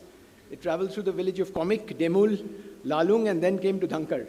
So we did this trek again some years back, but again there is a road now, so you can drive a jeep through most of this trek. And this is a view before reaching Demul. The sheep are being grazed on the pastures in the month of October. So blue sheep is the main prey of the snow leopard, and most of the high Himalayan area sees a good population of blue sheep. This was in Spiti as well. So though I've seen a lot of blue sheep on all my treks, unfortunately I've never seen the snow leopard. I've seen pug marks in the snow and so on. But now if you go to Ladakh and Spiti in February or March, there are specific snow leopard tours. You can join somebody, like there are experienced trackers in Ladakh and in Spiti who run snow leopard tours. So you have a good chance of seeing the snow leopard. We now come closer to home. We come to the Sikkim Himalaya. And Sikkim is the home of a mountain which is very close to my heart, Kanchenjunga. Kanchenjunga is the 3rd highest mountain in the world. And it's also the guardian deity of the Sikkimese people who worship Kanchenjunga. And for all of us who live in Darjeeling, we always think of looking out and at that great view of Kanchenjunga. But this is not actually a view of Kanchenjunga. This is a view on the extreme corner of the North Sikkim Plateau, where there is a lake called Cholamu. Cholamu is supposed to be the source of the Tista River. And above Cholamu, there is a high viewpoint called Dorjila, which is manned by the Indian Army because they can see into Tibet from that high viewpoint. So this was a sunset view from Dorjila. It's extremely spectacular, but difficult to reach. So there is a trek in North Sikkim, which is known as the Green Lakes Trek, and it follows the valley of the Zemu Glacier, and it comes to the northeast base camp of Kanchenjunga, which is known as Green Lakes. And on that trek, you have a very spectacular mountain, which is not very high. It's 6,852 meters, called Siniolchu. So this is a view of Siniolchu from a camp, one camp short of Green Lakes, called Rest Camp. You can see some of my trekkers who've stepped out into the sun because it's a cold camp. So they wanted the early morning sunlight, and they could see the spectacular view of Siniolchu as well as the glacier. And in 1899, a British explorer by the name of Douglas Freshfield, along with an Italian very famous photographer by the name of Vittorio Sella, did a circuit of Kanchenjunga, which was later made into a book called Round Kanchenjunga. And Freshfield saw this mountain for the first time, and he wrote in his book that Sineulchu was the most superb triumph of mountain architecture and the most beautiful snow mountain in the world. It's really a spectacular peak. So Sikkim is famous for flowers. Rhododendrons would be the flower which everybody would go to see in Sikkim. If you go to North Sikkim or if you go to West Sikkim, Zongri area, in April, May, you will see a lot of rhododendrons. But this picture is of primulas, taken in June, just as the monsoon was about to break. And it's below another high pass called Lonakla. The Lonakla Pass travels from Lachen to Thangu and then swings west. And it enters a valley called Lonak, which has a headquarters called Muguthang, also a very remote area of Sikkim. But these primulas are quite spectacular. And after taking this picture, in fact, I've been looking for primulas like this all over the Himalaya. I've seen primulas, but I've not seen primulas like this. They were enormous, they were huge, and they were actually perfect. So Sikkim, as everyone knows, is very rich in forests. It's, other than flowers, the forest, the vegetation is very rich. So on the Green Lakes Trail, we actually go through a forest on the second day. And this was one of the photographs I took. I'm not a botanist, so I'm not sure what it is. It was like tendrils coming out of a tree, and then you have this reddish bark of a tree, which also looks very spectacular. So in May 1987, I visited the Green Lakes Base Camp, where there was an expedition led by Assam Rifles. Assam Rifles had taken an expedition to climb Kanchenjunga. The peak at the back, where the snow is sort of flying off, is actually Kanchenjunga, and that is the north-east spur of Kanchenjunga. So the gentleman on the right with the binoculars is the leader of the expedition, Major General Kukreti. So he asked me that, why don't we climb up 300-400 meters so that we'll get a view of the mountain and we can see my climbers, what they're doing. So this is where we came up. We climbed about 300-400 meters above the base camp, which is below, and we sat here and he was scanning the mountain. But the reason why I'm showing you this picture is actually to show you the Zemu Glacier. If you look at the Zemu Glacier, which is descending from Kanchenjunga, the entire Zemu Glacier this is in 1987. The entire Zemu Glacier in 1987 is packed with snow. There's hardly any rock, there's hardly any rubble, and even the ridges above have got snow. But I'll show you another picture soon to follow this, and then you will see. So I went back in 2014 with a trekking group to the same area. I went to Green Lakes, and I stood where the Green Lake was. My photograph on the left was the 1987 photograph of the Green Lake, and you can see Kanchenjunga was reflected in the Green Lake. And I went back in 2014. The angle is almost the same. I didn't have my earlier picture, so I couldn't compare, but if you look closely, the angle is almost the same, and there is no more Green Lake. The Green Lake, thanks to lack of snow, thanks to global warming, thanks to climate change, has vanished, and there is this rock bed which is there in front of the mountain. So this is actually living proof, which I have seen, that how climate change has actually impacted us. This water section on the right should have been water, but there is actually no more water left. It's extremely tragic. So we now come to an area which is very close to my heart. It borders India to the north, the Nepal Himalaya. And as many of you will know, Nepal has 8 of the 14 8,000-meter peaks. And Nepal is a major destination for climbers, trekkers all over the world. So this is one of the so-called smaller peaks of Nepal, Cholatse, 6,440 meters. It's in the Everest region, part of the Everest trek. And one of the trekkers, I think, is heading up to take a photograph. So Annapurna area is another very major trekking area in Nepal, the Annapurna base camp, the Annapurna circuit. And this is the south wall of Annapurna 1. This is an 8,000-meter peak, one of the 14 8,000-meter peaks from the base camp, which is 4,050 meters. So in fact, you're looking up at about 4,000 meters of sheer mountain wall, which is like a vertical mountain wall in front of you. And this wall of Annapurna 1, was first climbed in 1970 by a British expedition led by Sir Chris Bonington. It was a landmark climb because such big walls had never been climbed before. And Bonington went on later in 75 to climb the southwest face of Everest. It's 50 years of that expedition now. And so the British made 2 landmark climbs which changed the face of Big Wall climbing. This is again from the Annapurna base camp on another trip. There was a huge amount of snow that year. In those days, it used to snow a lot in the Himalayas as compared to now when we hardly get any snow. And this was our camp, in fact. And I came out in the morning, the snow had stopped. It was early morning, the moon is setting. And I think one of us have put on a light in the tent. And this mountain is Hyunchuli. It's one of the smaller peaks of the Annapurna sanctuary. So if you're in the Himalaya in winter, you have a good chance of seeing the Milky Way because you need very clear atmosphere. The atmosphere needs to be very clear.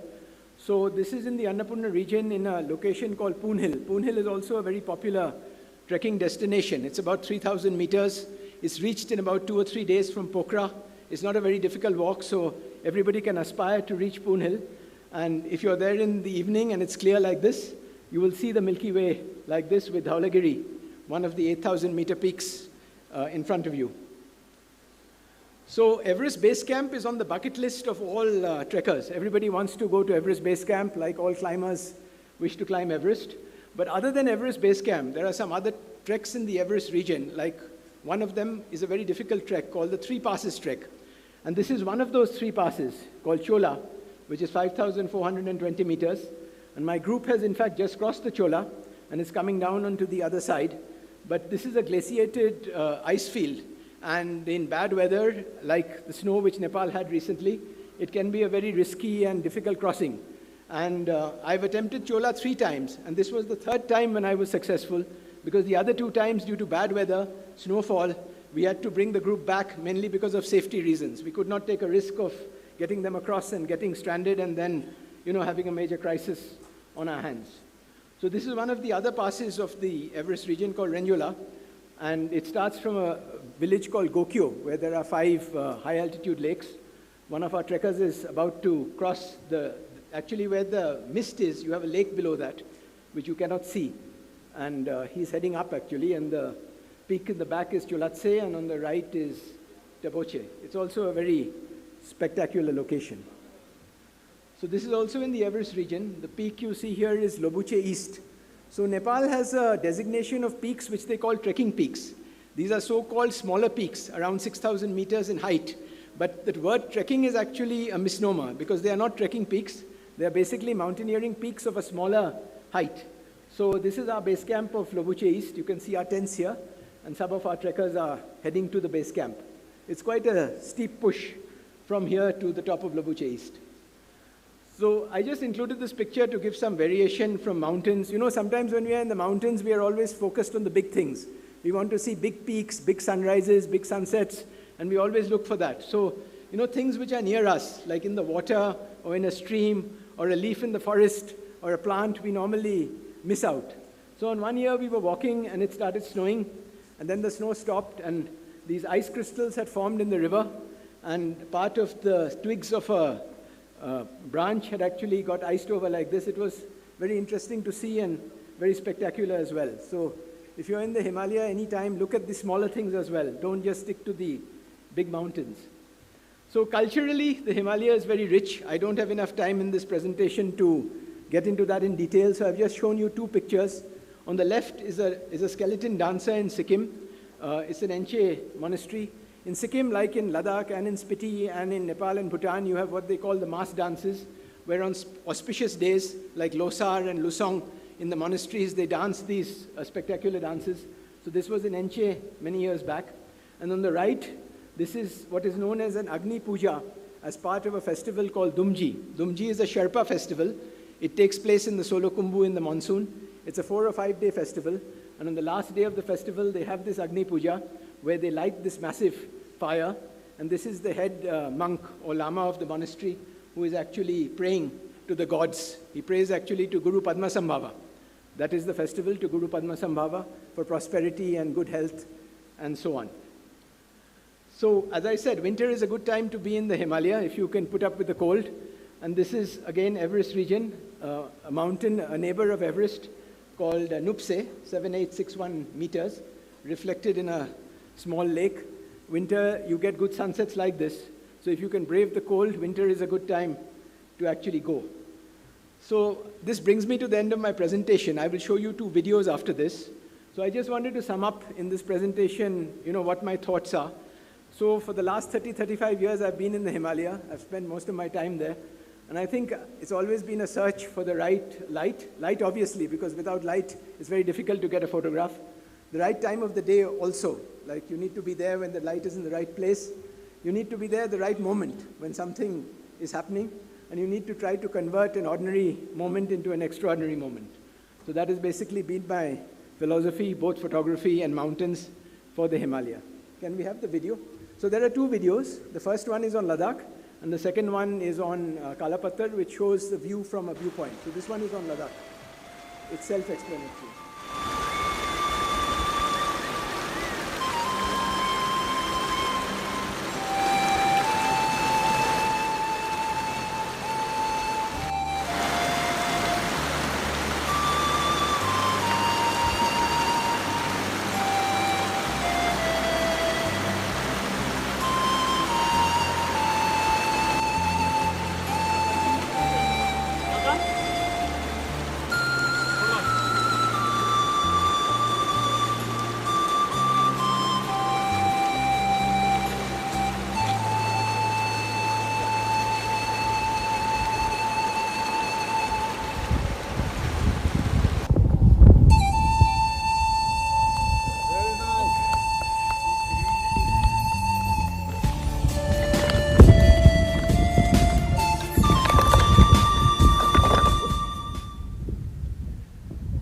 August 18th, 2023, and I'm on top of the Kongmarula, 5,260 meters on the Marka Valley trek.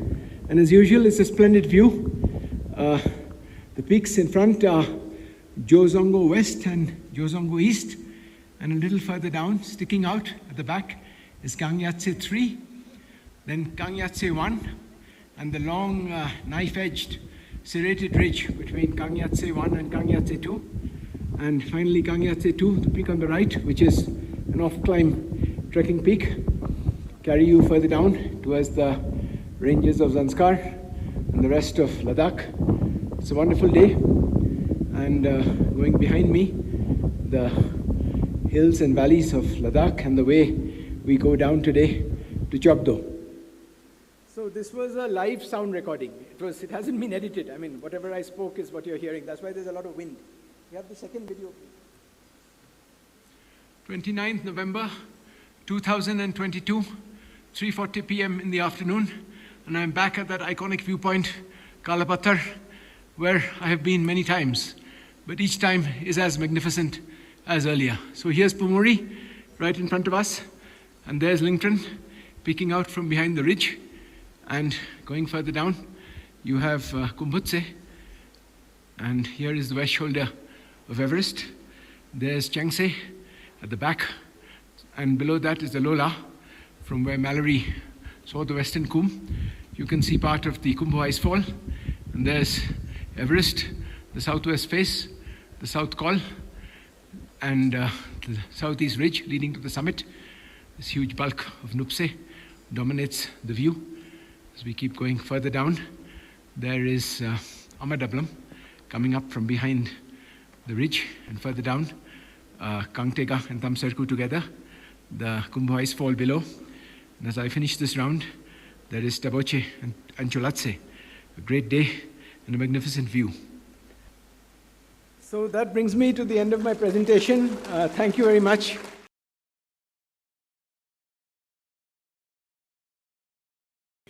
As you can see, Mr. Dorji is also dressed in traditional attire. And can we have a big round of applause for that as well, please? Promoting culture is also about bringing your culture to the table. Yeah. So we were talking about adventure tourism for a sustainable future, and one of the biggest things is when we go on these adventure treks, we see a lot of waste or a lot of equipment that is used, and it becomes difficult often to sustain the whole trek because there's so much of garbage that's collected in these kind of treks. One big example would be, of course, the Everest climb itself. We just saw Mr. Sujay Das's pictures of Everest. But the number of climbers that we have now climbing Mount Everest and the amount of equipment they carry with them, and then they dispose of these oxygen cylinders, and there's a lot of things that they dispose on the way, that they've had to have expeditions now just doing cleanup sessions on Everest, going up and getting back a lot of this. How do we ensure that we don't litter the environment that way? There are a lot of treks that happen in the Ladakh region, so maybe Dorji, you can start with that. How can we ensure that we leave no footprints? Good afternoon to everyone. Thanks for having us on this dais. So yes, we have been operating trekking in different part of the Himalayas, especially Ladakh and Kashmir, since 4 decades, and I'm the second generation looking forward for hosting many more to come. So talking about the waste, we have a lot of lessons from Ladakh. Ladakh itself was a case study since past many decades. When Ladakh was open for tourism in late 80s, we had initially we had a very good, educated, I would say, or informed travelers who respected, who had a good respect towards Mother Nature, and we had a very good lessons from those travelers. And as a people from Himalayas, especially Ladakh, we had this innate nature for respect for the nature. The Ladakh itself, the people of Ladakh, we had what you call it. Sorry, can I speak later? So, what I was trying to say is, the people of Ladakh, the innate nature was as such that. Can I speak after this? Sure. Okay. Yeah. I'll take this over to Raj. Yeah. Thank you. It's an excellent question which has been going around for, I think, now almost half a century. It was only when the initial challenge was to make adventure and expeditions popular. That was one of the biggest this one, and we had adventure clubs across the country, in our country, outside also, and then we had the communities who were in the Himalayas and other places, who served the people who came for the mountaineering expeditions and other things. So in the process, what had happened is, for us in the mountains, mountains have become, it was always a culture, as a part of the faith. It was always a part of the faith. But for the people who came to climb them, it was something, which they challenged actually. And they thought that they could conquer nature. That was the basic way. But with time, things changed, and people thought, we cannot conquer nature. We have to live with nature, and nature has to live with us. So, from the mentality of conquering, it went into a mentality of, just being immersed into different parts of the nature. So that changed the complete attitude of the, adventure seekers, mostly mountaineers across the world. And this is when the consciousness came in. And they felt, the kind of leftovers from every expedition, from every trip, or every tour, or every expedition that we take into any delicate area, means concern to nature, because there we hardly have any population. It is not a place where people go every day. So it is our duty, if we are taking something with us, to bring it back with us, which was very necessary. So, leave no footprints was one of the biggest things that came up as a part of the, adventure tourism. So that I would say is the conscious coming into adventure tourism. Previously, it was happening, but without the conscious. So as the conscious came in, now you find from local to the global level people who are undertaking such kinds of expeditions, everyone is aware that environment is a priority and we cannot leave traces. Right. Raj, if I was to come to you, in the river cruises, again, you're dealing with a different kind of problem there, because most of our rivers in India, we have a lot of pollution already in them. which is, from the various cities, the effluents are flowing into the rivers. Except if you go further north towards the source of the river, it's cleaner. But as you come downstream, you get more and more effluents added in them. How do you ensure, one, that your cruise boats that you have on the river are sustainable, that nothing goes into the river from the boat? And two, is there something that you're working with any local bodies to see if something can be done for cleaning up these rivers?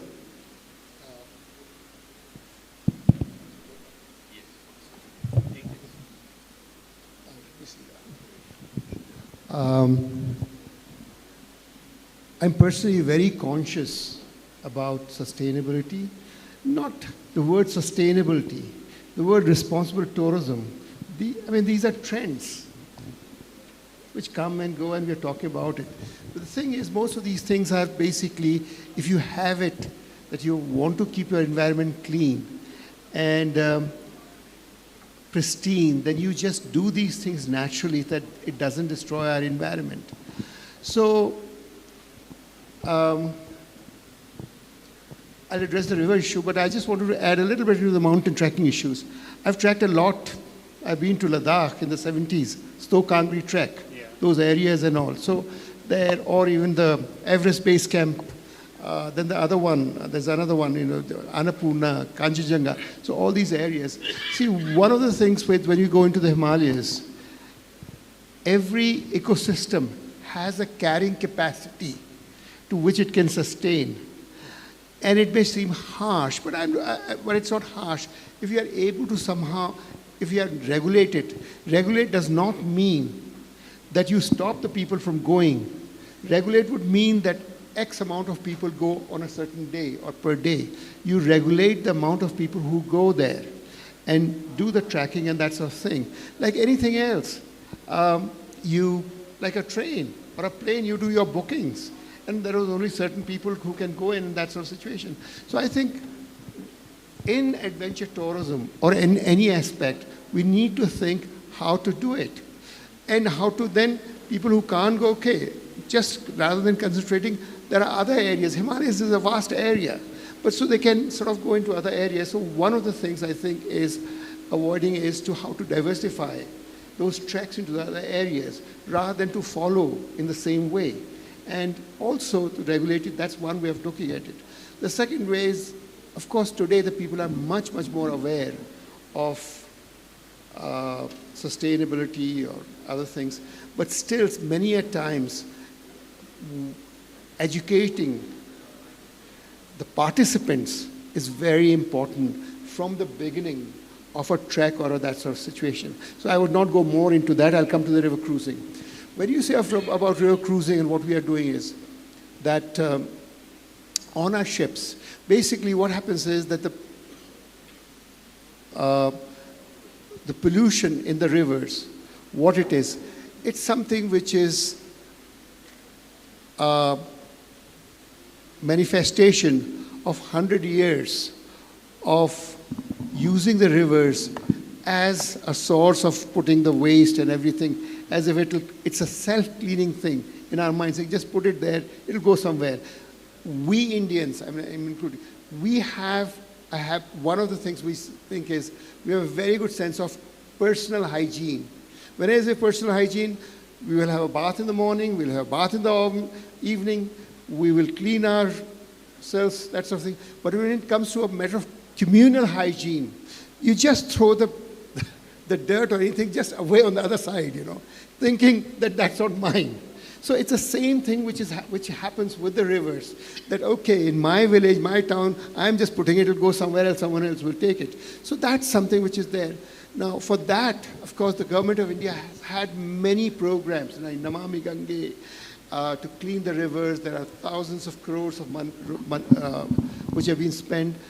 There have been these filtration plants which are STP plants along the rivers. Even in Varanasi, even still, there are certain nalas or in other places which go there with the dirty water. So the government is doing, but it's a legacy of 100 years. It can't be. So that is something which is continuous. Of course, it is, now, there's much more awareness and things are, we're talking about it.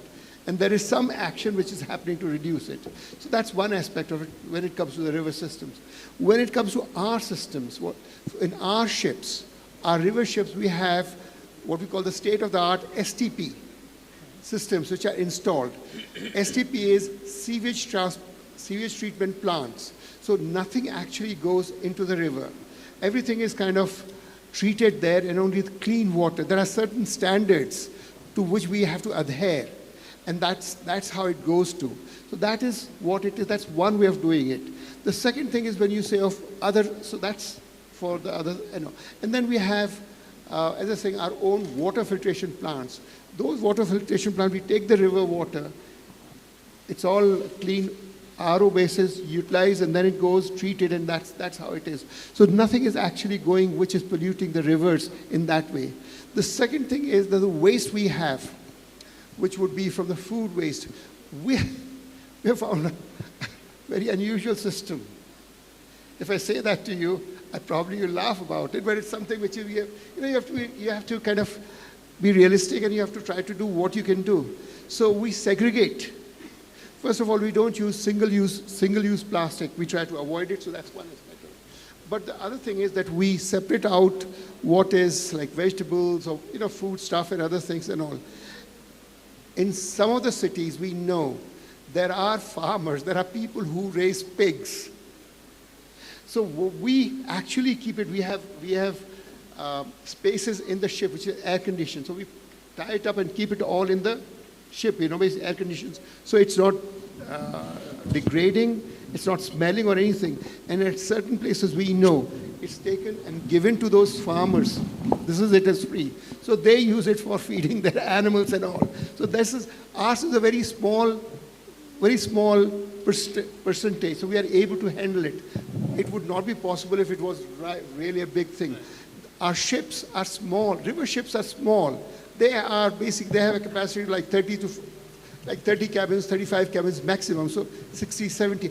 Unlike the ocean-going ships, which have thousands and thousands of people. That is the difference. When you say of river cruise ships, you think of ocean-going. That's the mental thing.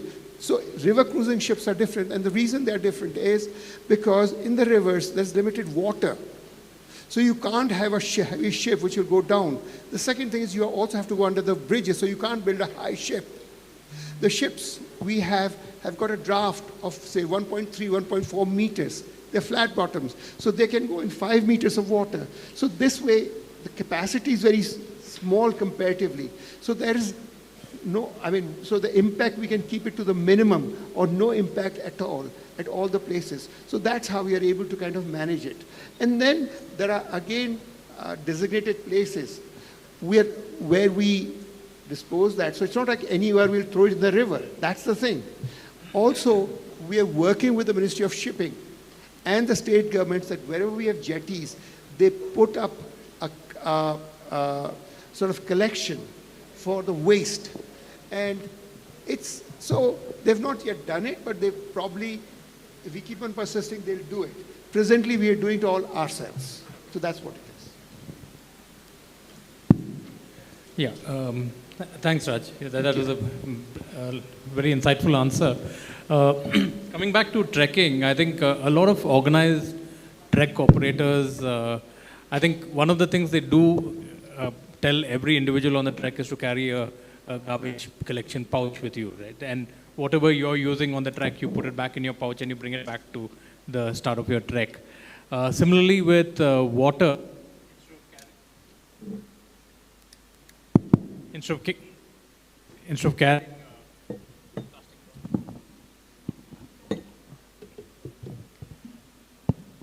carrying plastic bottles along on the trek, there are ways of carrying, you get these straws which filter water on the go, and most of your treks in the mountain regions, you have a lot of relatively clean drinking water where you can just fill it in that bottle and drink from that.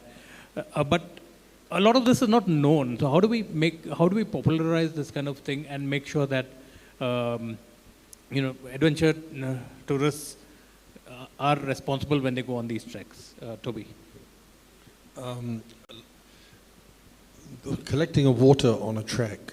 We all carry water bottles. We carry water bottles to the office. You carry water bottles to college. That's why my point about the plastic water bottles this morning in the auditorium.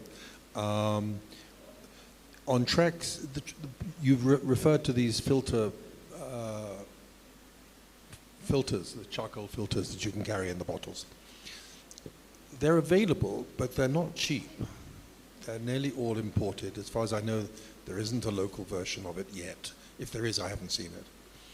So they're not, it's a sort of, it's an urban, something that's available in the cities. You can get it from trekking stores in Delhi and wherever. Although I was impressed by some of the kit they were displaying outside here, climbing kit and rope, and I'm sure they have sources for these bottles. But they're not cheap.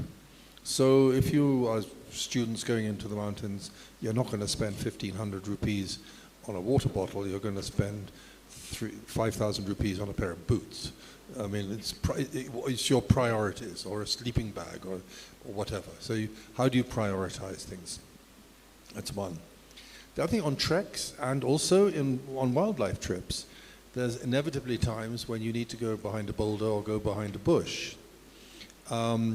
In India, you're not allowed to stop anywhere, but in practice, people do stop because there are sort of emergency reasons. In Sri Lanka, there are parks where I also work. There's some sort of designated areas unofficially.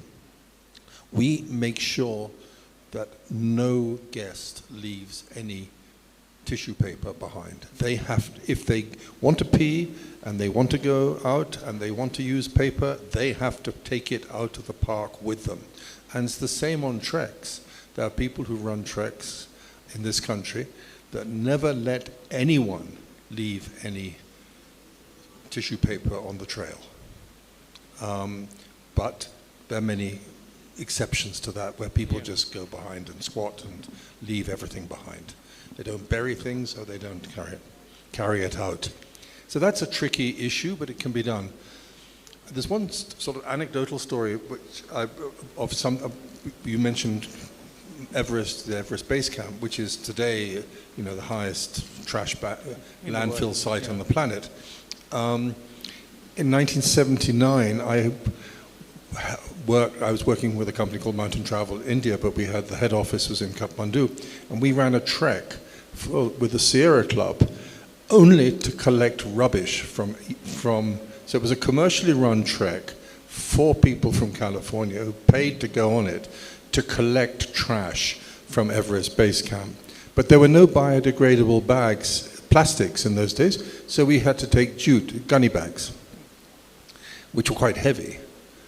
So we took those in, and I can't remember how many hundreds of bags we filled, but we were there for 5 days at 17,000 feet, quite literally shoveling shit into gunny bags, which were then ported out down to the plains where they could be recycled or buried or burnt.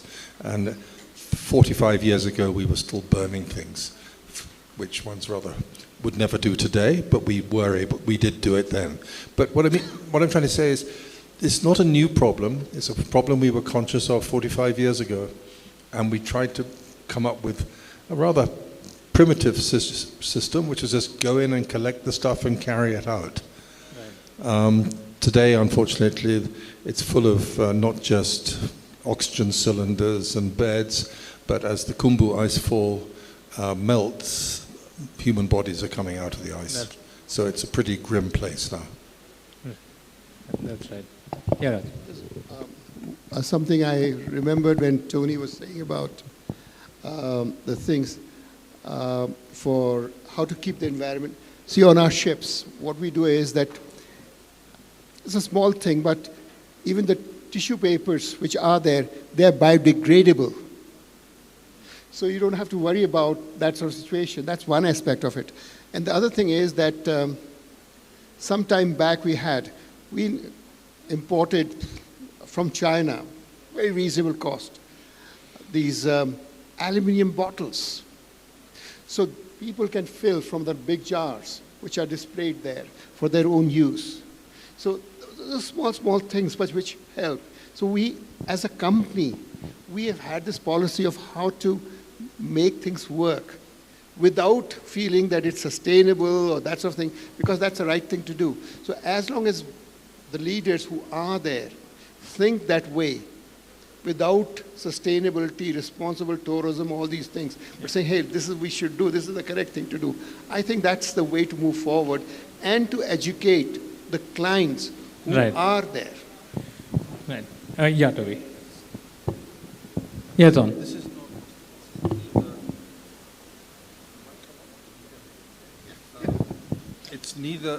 It's neither exclusive, sort of elitist, or exclusive to sort of the top tier of companies. I mean, there are lots of companies that provide water bottles to their guests, and in cars, transporters do this, and can be done across the country, because you can actually get RO water almost anywhere in the country nowadays.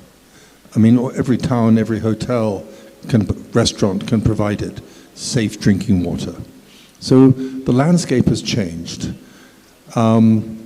There's a tendency to think that it costs money to save the environment. It needn't.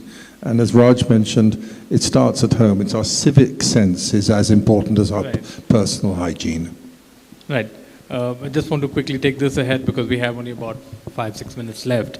I just wanted to add, we was just talking about Ladakh, and there should be a constant innovation and education from government department, the tourism department, and the associations. As in, we take the case of Stockangri, one of the most beautiful peak, which is now closed forever because that community now they don't need tourists anymore because there was an infrastructure lackage.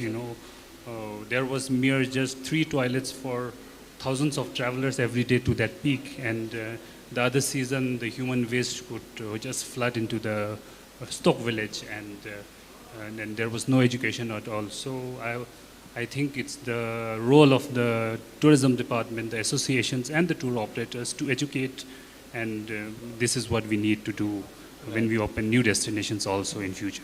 Right. Just to add to everything, on a bigger question, like when you see Financial Express doing it, how do you know that your finances are monitored, and how do you know that finances are good or bad? How do you do it usually? What do you do?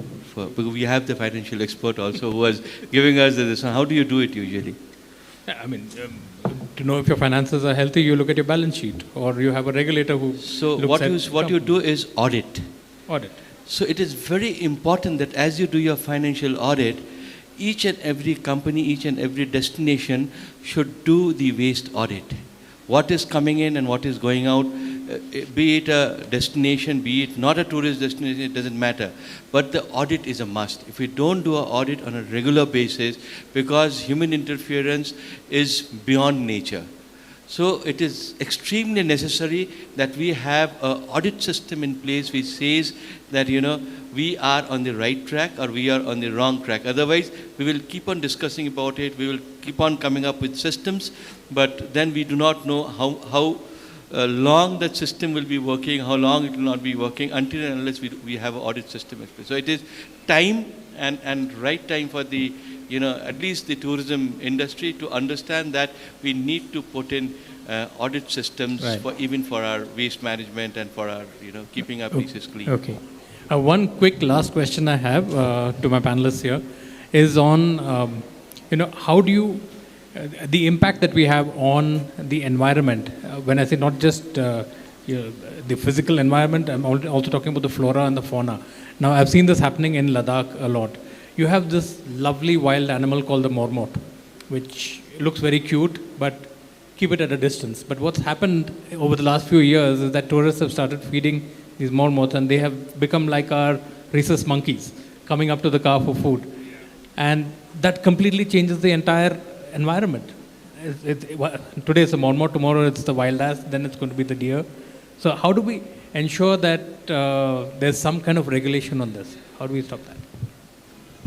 I think we need tourist policing also in the vast regions like Ladakh or any destinations in India, because constantly when there is a huge influx of tourists, and now we can see people driving their cars and bikes into the lakes, knowing not. Yes, and that is the environmental impact. Yeah, they think that there is nothing, but there are a lot of flora and fauna, even on a desert. And people feeding fast food and chips to the marmots. And the very next season, we have seen a lot of marmots just lying around because they are not coping with the things that tourists are feeding them. So I think, we have constantly requested the department that we need a little bit of tourist policing also in such destinations, which is very important. Yeah. Do we want to add that? I mean, Ladakh is one obvious example of how it's going wrong. It's the same in a way people in parks expecting to see tigers when they get tigers, wanting to take selfies. I've seen, and also with wild elephants and other animals, I've seen people with their backs to the animals taking selfies. They're not looking at the animal. They have no respect for the animal. It's just for that Instagram moment for auntie back home or whoever it's being shared for. And there have been cases of people taking selfies or using selfie sticks, which are banned, luckily, in parks, but those bans are often ignored, where people have fallen out of the vehicle onto the ground in front of a tiger. And there was one person who dropped a child in front of a tiger, trying to take a photograph of the child and the tiger behind in Maharashtra. So how do you educate people? One is you stand them all up in a row outside before they go into the park and give them a lecture and make them sign a document. And if they violate that document, they get kicked out. But who's going to enforce something? That's a very severe and a rather silly thing to suggest because it's impractical. But you're going to have to do something dramatic. As Toby is saying, you have to do something dramatic. And I can give you an example. Recently Bombay High Court, perhaps you might have read, has passed a law not to feed the pigeons. Okay? Yes. So there is a regulation which is coming. Now the thing is, what happens is that there's a further study which has been done by BNHS, Bombay Natural History Society, and the pigeon droppings which go down after they dry up, and then after that there are certain kind of, they've got certain kind of things which come out, which can be real, which can give really lung disease. Yeah, lung disease and other things. So basically what will happen eventually, or what's already happening, is that the judicial intervention has started coming into this. And what it will need, actually what it needs is, if you want your marmots to be not fed, is a judicial intervention. That means going to your local judicial bodies, whatever it is, and just saying, look, this is what's happening, that's the situation. It is the department, it's the forest department's responsibility to ensure this is not done. And once that judicial sort of intervention comes, certainly there could be certain laws or that sort of situation, or they will force people not to do it, and things can change. So that's the only way, I think. Right. I mean, where I live in Delhi, I'm very fortunate. I live in a small, quiet corner in the center of Delhi, and there's a wood behind. Now, the people around, all the do-gooders in the in the colony, feed the dogs on street corners, and they now, but they're so lazy and middle class now, they employ dog feeders to come to collect food from the house and take them to deposit at the corners of the colony. So what we're now getting are packs of dogs, and recently there was judicial intervention on that in Delhi. But it's not just the dogs that are coming in.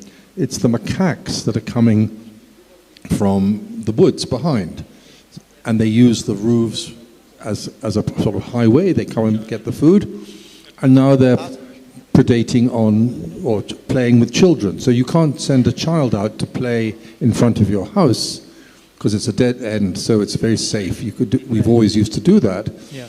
Now, because the monkeys will come and play with your child. We're creating problems for ourselves, not just in the wild, not just in adventure, but in our own urban spaces. Raj, yeah, quickly, and then we'll wind up. It's such a good way, we are creating sanctuaries in our cities around our houses. You're allowing the wildlife to come with us and being compassionate enough, jokes apart. Home delivery in every way. Yeah, jokes apart. What happens is, in a country like India, sometimes it becomes very difficult because, your religion says that you should be kind to anyone and everyone that you see. And then you find God in everything that you see around. And then you try to help them by, making them forget their habits of eating from the wild and doing things on their own and making them secondary earners like all of us, instead of becoming the primary earners and looking for food. So it is, the change in mentality has to come from the school level. It is not going to happen overnight. So these are things which we have to bring in as an education at the schools, at the primary, be it government, be it, big public schools or whatever it is. We need to make this curriculum as a part of the education system, which we had for a very long time. We had this nature clubs and all these things in schools, but it should also go down to the very simple village primary schools. This is where, with education, the mindset is going to change, and we need to work on it very sincerely and on an SOS basis. Right. And of course, as they say, education is important, and that's where it all starts. And I hope Meghalaya as a state also continues to, sustain sustainable tourism, adventure tourism here. I mean, I don't want those pictures to not be true in a few years from now. It's just wonderful to see such crystal clear water and clear lakes. Coming from a city like Delhi, clean water is a luxury, believe me.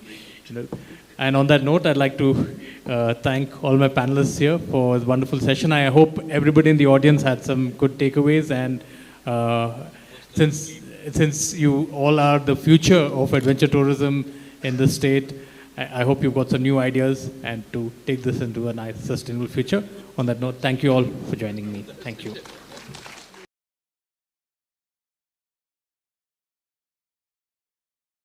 So now, on behalf of Indian Express Group, I would like to extend our deepest gratitude to all the esteemed delegates for making it here to attend our meet on adventure tourism today.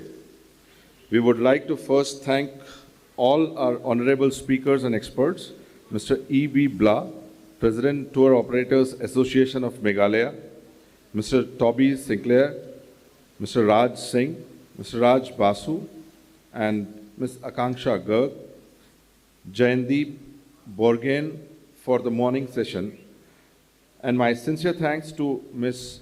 Febronia Pajat, Mr. Geral Duya, Dr. Semyong, and Dorje Namgyal. Thank you for your continued support. Our sincere thanks also go to Mr. Sujoy Das for sharing his wonderful pictures, and also to the talented folks, music artists for showcasing their talent and entertaining us. I would like to thank Meghalaya Tourism for partnering with us in promoting adventure tourism in the state. Your efforts showcase Meghalaya as a prime destination and are deeply appreciated. We assure you of our continued collaboration to promote adventure tourism across our beautiful, diverse country, India. Thank you.